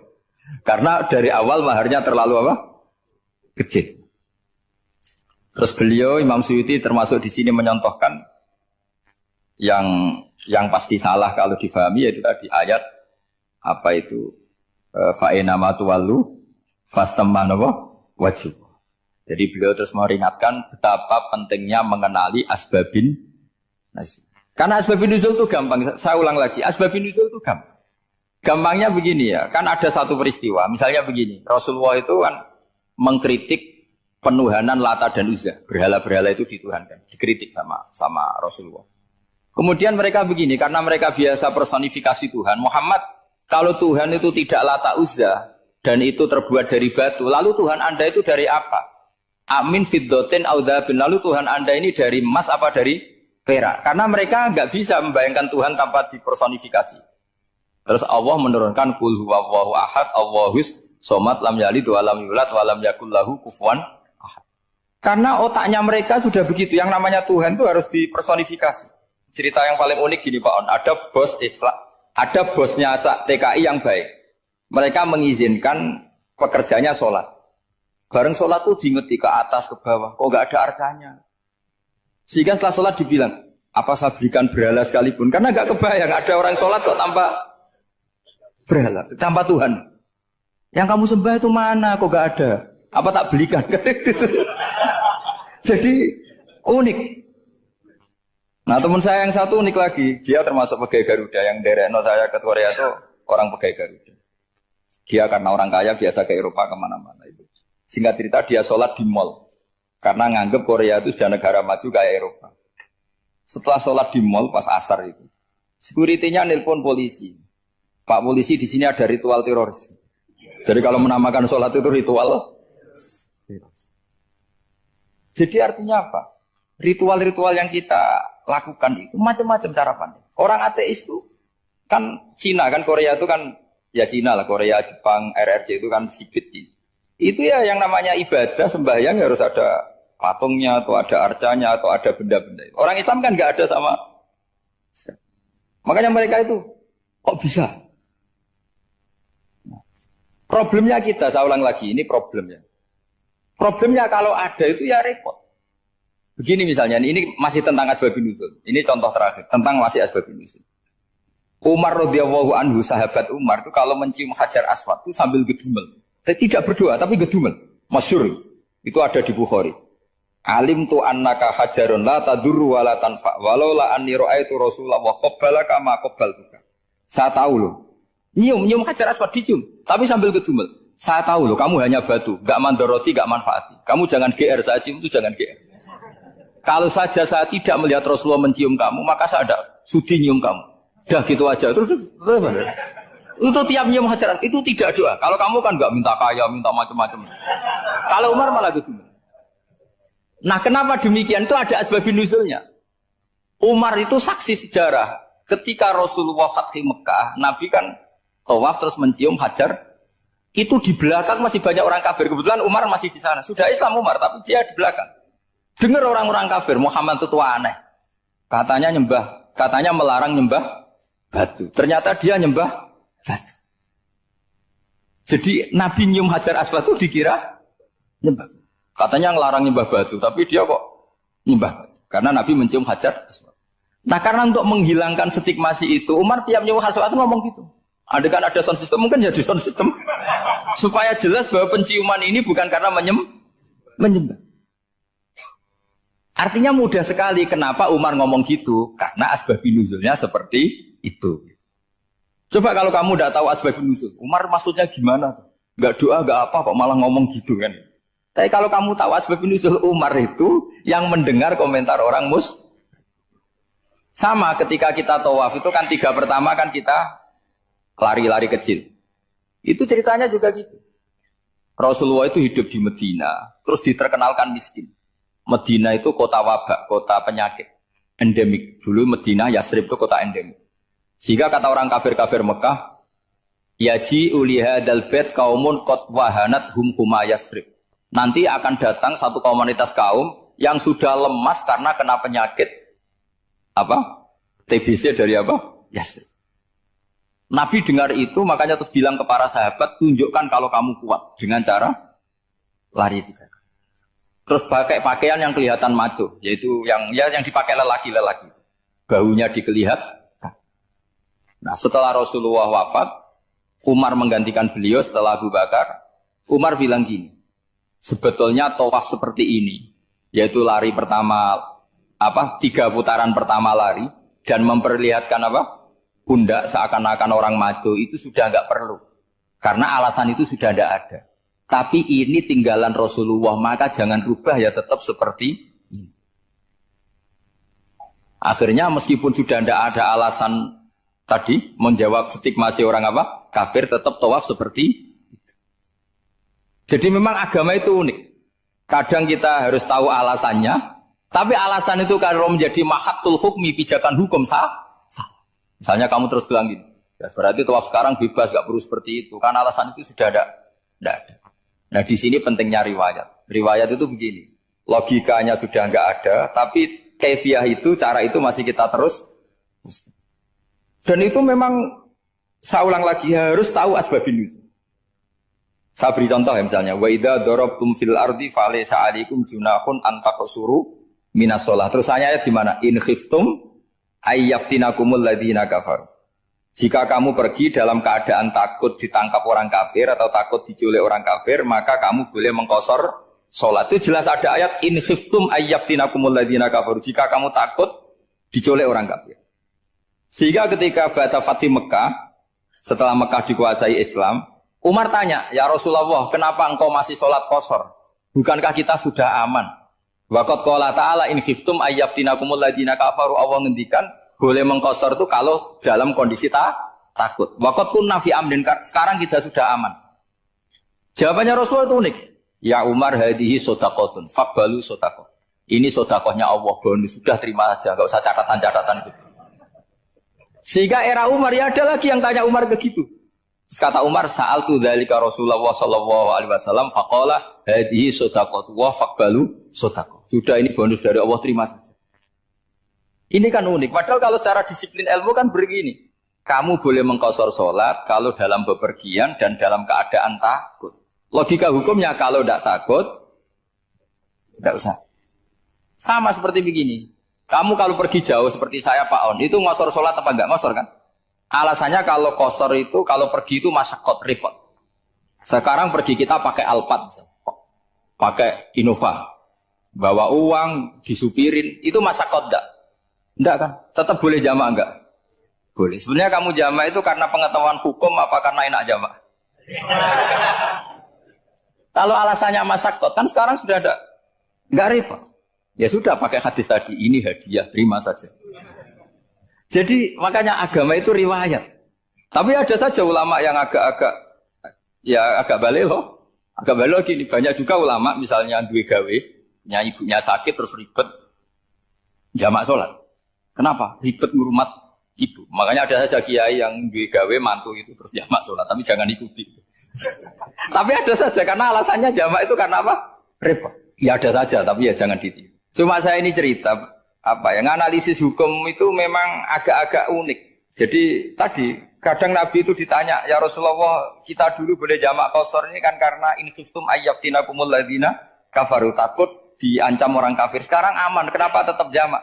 Jawabannya Nabi, ini hadiah, terima saja. Ya ada sahabat yang bantah, kenapa Nabi? Allah itu zat yang baik, kalau sudah ngaji bonus nggak pernah ditarik lagi. Makanya Nabi kalau berdoa itu unik. Ya, siapa yang disiksa di dunia karena dosanya, fawahu akramu min ayyus sanniya uqubatahu fil akhir. Kalau ada orang salah kok di dunia sudah dikasih sanksi, Allah itu lebih mulia untuk mengulang nanti di akhirat. Akram itu Allah terlalu mulia, maksudnya orang kepikiran wis males ya selesai, tidak akan di. Kalau sampean kan enggak, masih ingin lagi. Jadi itu cara berpikir apa? Nubuah. Jadi berpikir nubuah itu beda. Ada orang pas sujud diinjek sama orang fasik, diinjek. Kemudian si yang sujud tadi, wawah la yaghfiru wa laka, demi Allah tidak akan ngampuni kamu. Itu langsung Allah memberi wahyu sama Nabi di zaman itu. Bilangin yang sedang sujud itu, dia harus minta maaf sama saya, kata Allah. Mangdzalladzi yata'alla ala fulan. Dia bersumpah bahwa Allah tidak akan memaafkan orang, itu harus diralat. Nabinya iskal, kenapa ya Allah? Yang Tuhan itu saya ini punya sifat dua, bisa menyiksa dan bisa memaafkan. Kenapa dia milih sifat saya satu tidak memaafkan? Akhirnya apa? Orang yang injek tadi sama Allah dikasih tobat dan jadi orang soleh. Jadi itu makanya kamu nggak boleh jadi orang ekstrim nyifati Allahnya satu.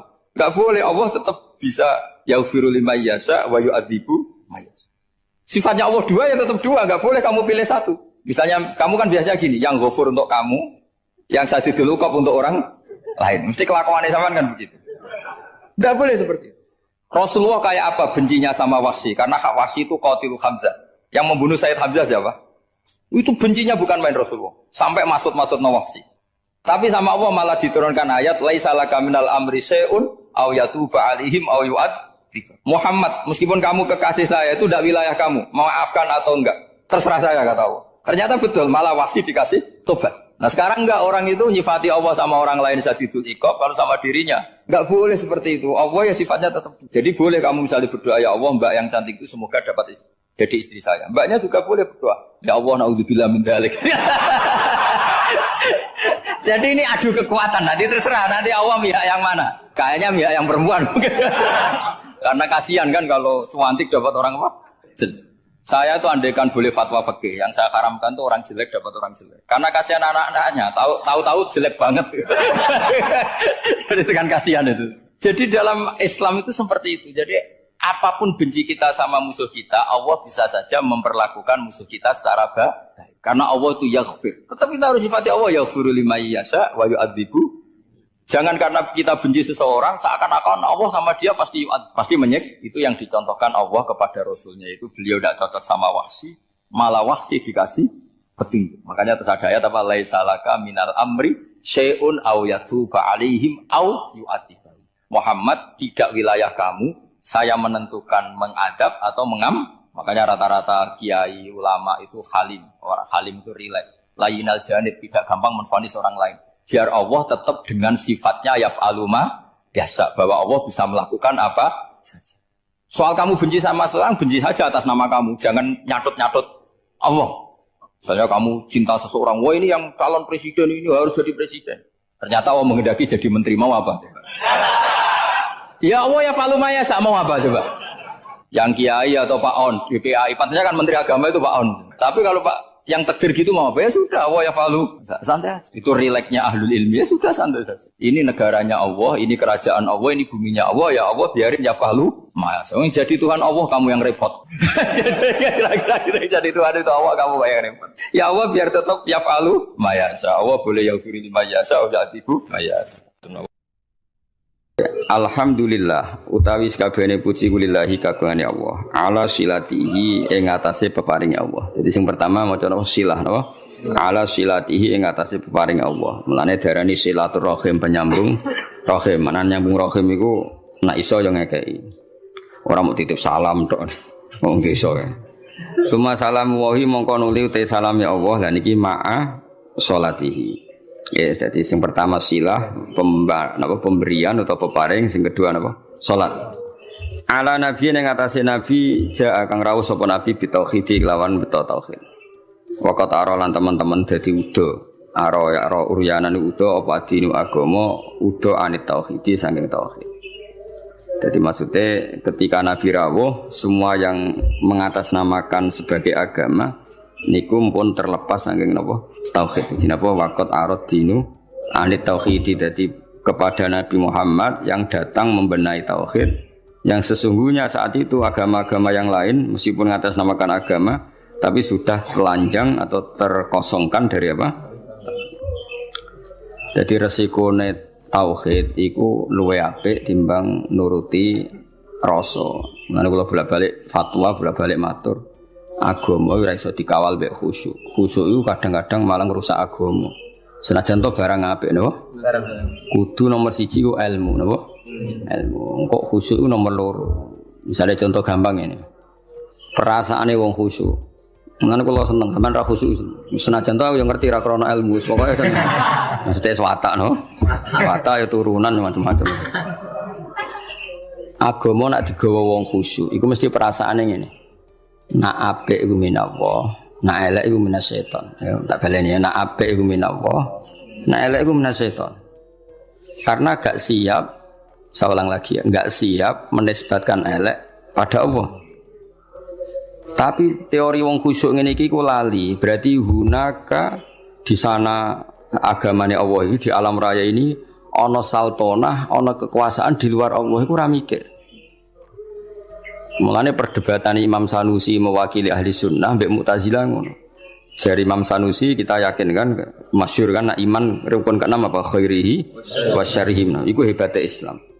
Islam iku agama sing paling ngidolakno Allah, paling mentauhidkan Allah, paling mentakbirkan Allah, paling memuji Allah. Tapi wasemono rukun iman iku khairihi wa syarrihi min Allah. Kowe gelem ra gelem raimu elek ya kersane Allah. Kowe goblok ra apal-apal ya kersane Allah. Mulane kiai ku ra iso tegas wong kersane Allah. Mulane ketika kiai koyo aku beja-bejane wong mergo kiai ini ahli apa? Tauhid.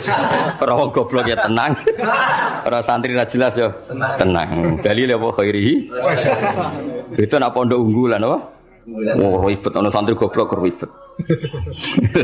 Gua kurang ngaji kok. Kakean manajemen apa? Ben aku iman tenan ya khairihi.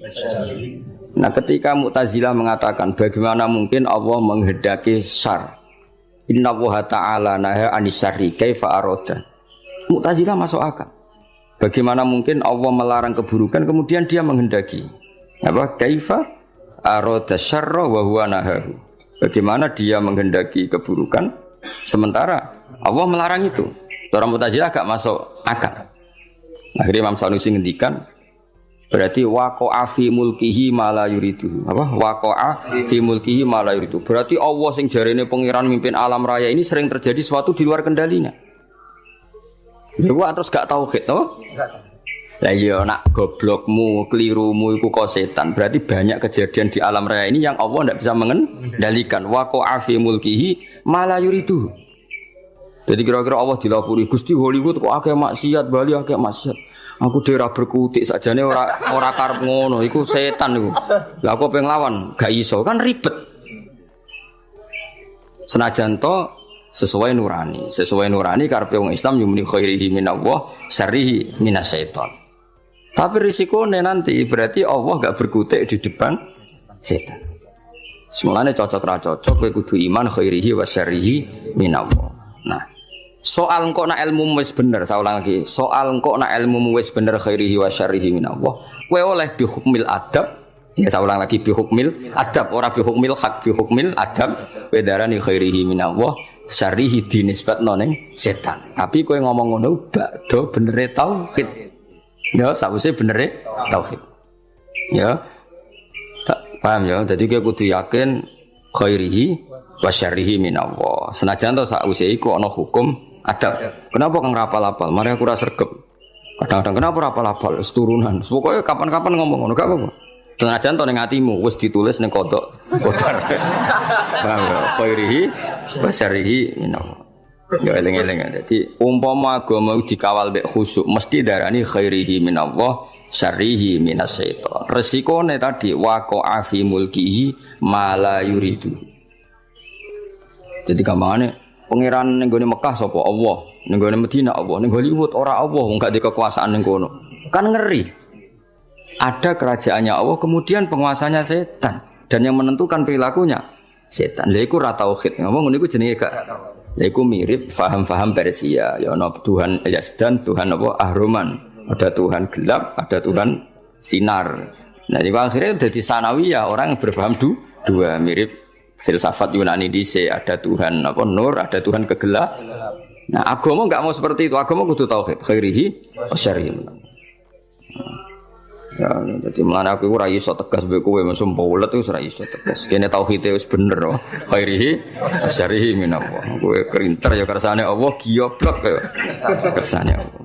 Paham ya? Senajan to kok ibu-ibu rontok sosiologi, rontok iso ngamati. Kenapa goblok kok? Mari aku ora sregep. Kenapa gak lanyang? Jarang deres. Kadang-kadang ngomong kenapa turunan. Kadang-kadang kurang wesel. Pokoknya gak apa-apa lah, tapi ku kabeh hukumil adab. Tetap hakikate iku khairihi wa syarrihi minallah. Paham ya? Jadi wong iku ora oleh ngawal Islam mbek khusyuk.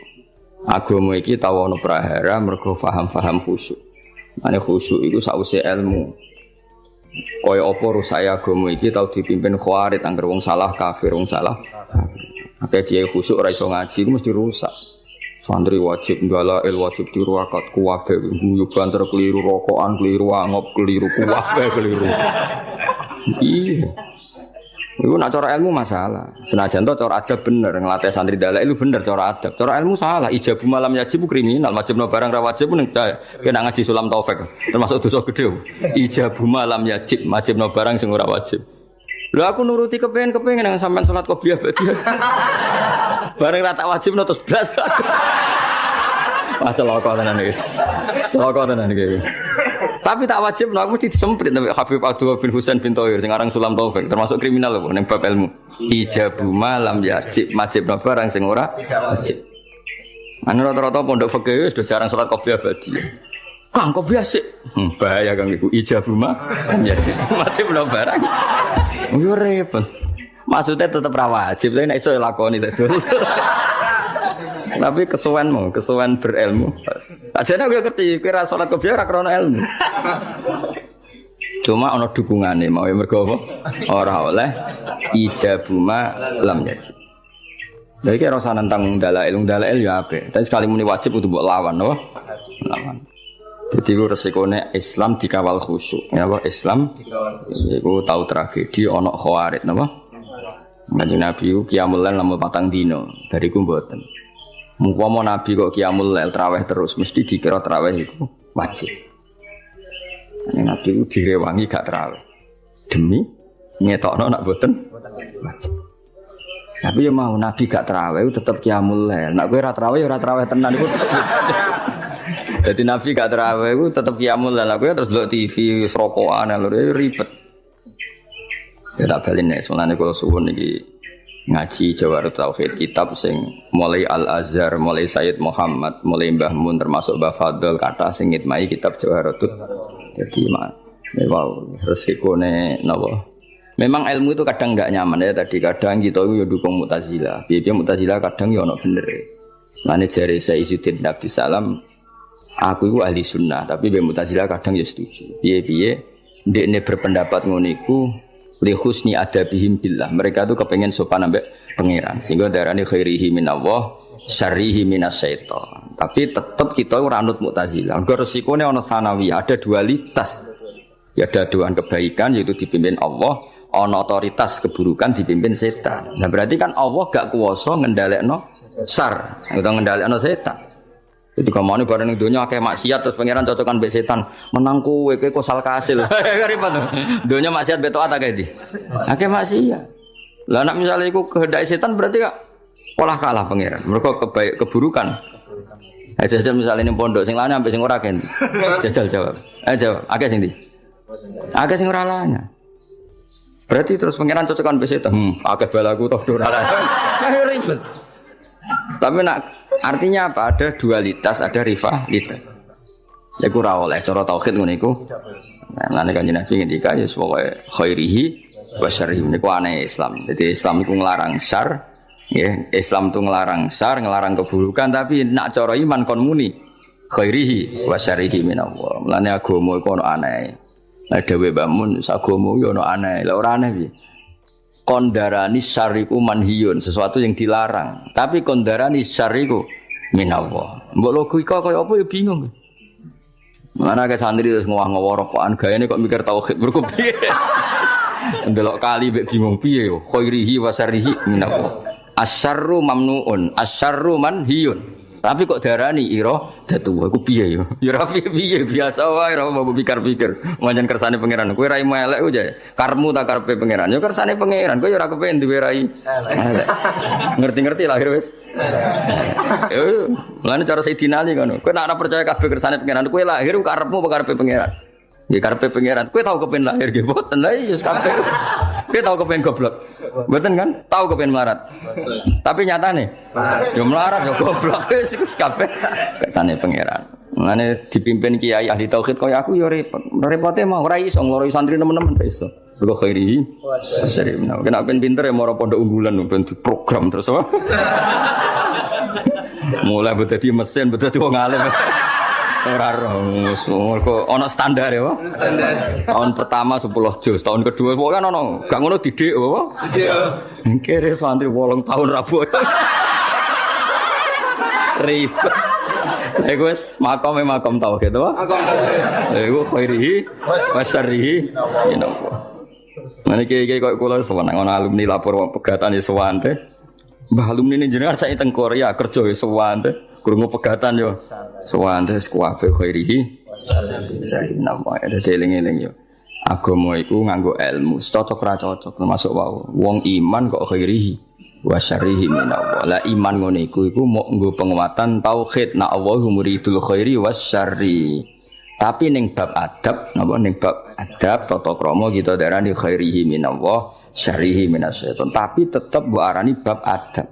Nak mbok arani hakikat berarti setan duwe kekuasaan sing ngalahno kekuasaane Allah. Buktine maksiat luwe akeh timbang taat. Berarti setan nak ndek karep kasil terus, Allah rapati kasil. Cara tauhid masalah besar. Paham ya? Tapi cara adab terus kowe muni, kenapa kang goblok? Biasa sesuai rencana Allah. Yo repot. Yo repot tak cara. Oh repot. Tapi suatu saat iman ini penting. Suatu saat kita bojo diusir urip pemloro kudu rido Kang kabeh kersane Allah. Jadi wis ngono. Ya dadi eling-eling ya. Dadi termasuk sing dilawan Islam niku Nabi riyen bersinggungan mbek wong Persia no. Wong Persia niku cara berpikir sanawiyah lan jarene agama Masnawi. Masnawi ana rivalitas keduaan ya ana Tuhan nur, ana Tuhan kegelapan. Akhirnya ya ora tauhid wong loro napa? Loro. Eling-eling mlane agama iku ora iso mbok kawal mbek khusyuk.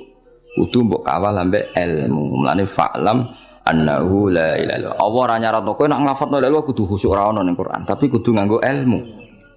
Ora iso kang lafadzno la ilaha illallah syarat sah kudu khusyuk ora iso terus merem-merem wis ora iso. Iku ora ukuran.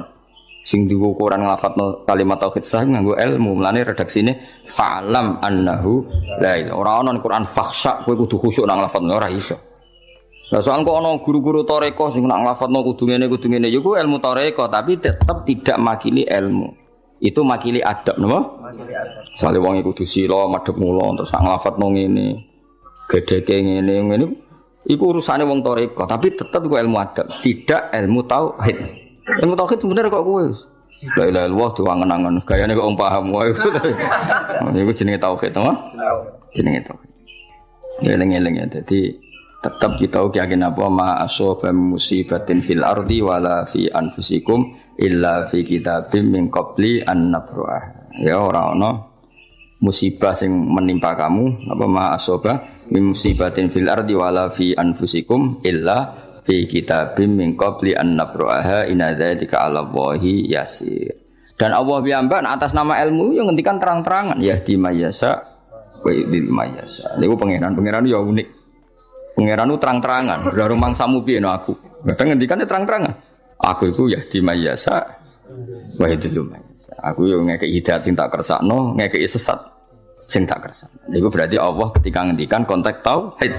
Tapi tentu kita dididik ada ma'asobaka min hasanatin famin Allah wa ma'asobaka min sayyatin famin nafsi. Tapi Allah ketika ngendikan tauhid kul kullum min indillah. Jadi lha iku ono dawuh tauhid, ono dawuh adab.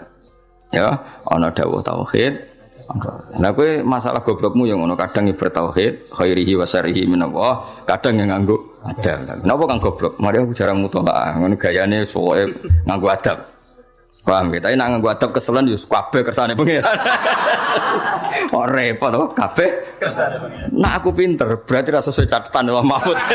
Wis ditulis Allah Mahfud goblok aku pinter. Enggak ada di kowe oleh di pilihan loro apa? Tauhid sampai adab. Mana tauhid terus kesel yo nganggo adab, nah adab kesel yo. Tauhid. Milah di. Ya semua kok delok-delok apa? Ya sing jelas eling-eling iki pentingnya ngaji tauhid. Dadi agama dawuh Mbah Mun, dawuh guru-guru kabeh kok ana aneh. Iku mau agama ana paradok, yang macam beda adin napa beriban agama ana aneh iku mau. Wong agama iku anti keburukan. Saulang lagi agama itu anti keburukan, anti maksiat. Tapi kon ngiyakini khairihi wa syarrihi minallah. Tapi tetap kondarani syarr iku manhiyun, sesuatu yang dilarang. Ora usah takok, ya wis ngono aku. Ya bingung nang sithik-sithik ora apa-apa, wis pancen. Tetep luwih bingung gak di dhuwit, paham. Gaya tok wong muni bingung, aku mikir tauhid itu bingung, ora tok akalku. Gaya tok terus kei dhuwit 1 juta ilang bingung. Ngomong sing muni bingung mikir tauhid ya, terus kei dhuwit 1 juta, ilang bingungnya tetep bingung. Hilang. Kecuali nak ngene bareng kei dhuwit 1 juta, saku kei dhuwit lah gak nikmat angger jawaban tauhid urung apa? Terjawab. Wis bak dhuwit iku. Nak ngono ya hebat. Ana sing ngono. Oh, tak angkat dadi wali saiki ana. Ayo tak angkat dadi wali saiki. Wis tak peksa, wis ra ditampa lah peksa nak pancen itu. Bocah-bocah, aku bingung mikir tauhid. Jarene ngene, jarene ngene. Terus kayak dhuwit 200.000 wis ra usah akeh 1 juta. Bingunge ilang to. Ilang to. Ilang.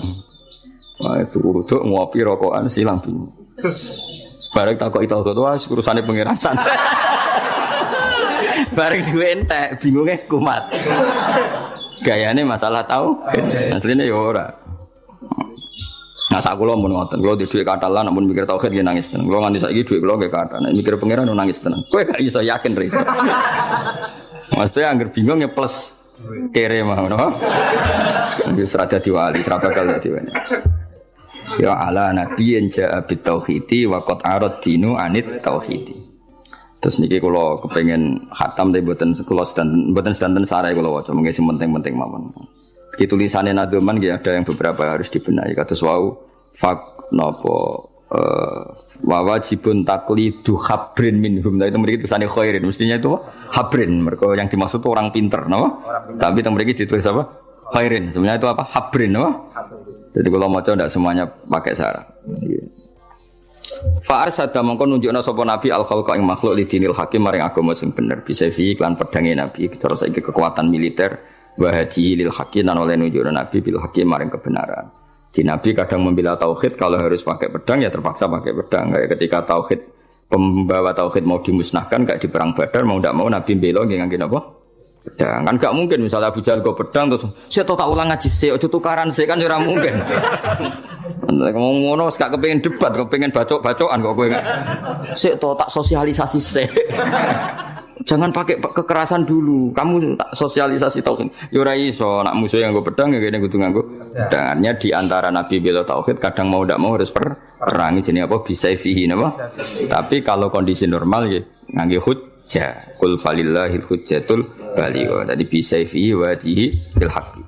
Muhammadin kanjeng Nabi rupane Muhammad al-Aqib kang nutup lirus lirobbi karing semua rusule pangerane kanjeng Nabi. Jadi kanjeng Nabi itu bergelar al-Aqib orang terakhir yang sebagai Nabi wa alihi lan keluarga Nabi wa sahbilan sahabat Nabi wa hisbi lan balane kanjeng Nabi. Ya oke, catatannya pertama silah napa? Alhamdulillahi ala silatihi tsumma salamu wa hima sholati. Alhamdulillah kita sudah sama-sama kita dengarkan ngaji bersama Gus Baha bersama channel Senang Ngaji. Semoga bermanfaat dan menjadi barokah untuk kita semuanya. Jangan lupa like, komen, dan subscribe. Sekian, terima kasih. Assalamualaikum warahmatullahi wabarakatuh.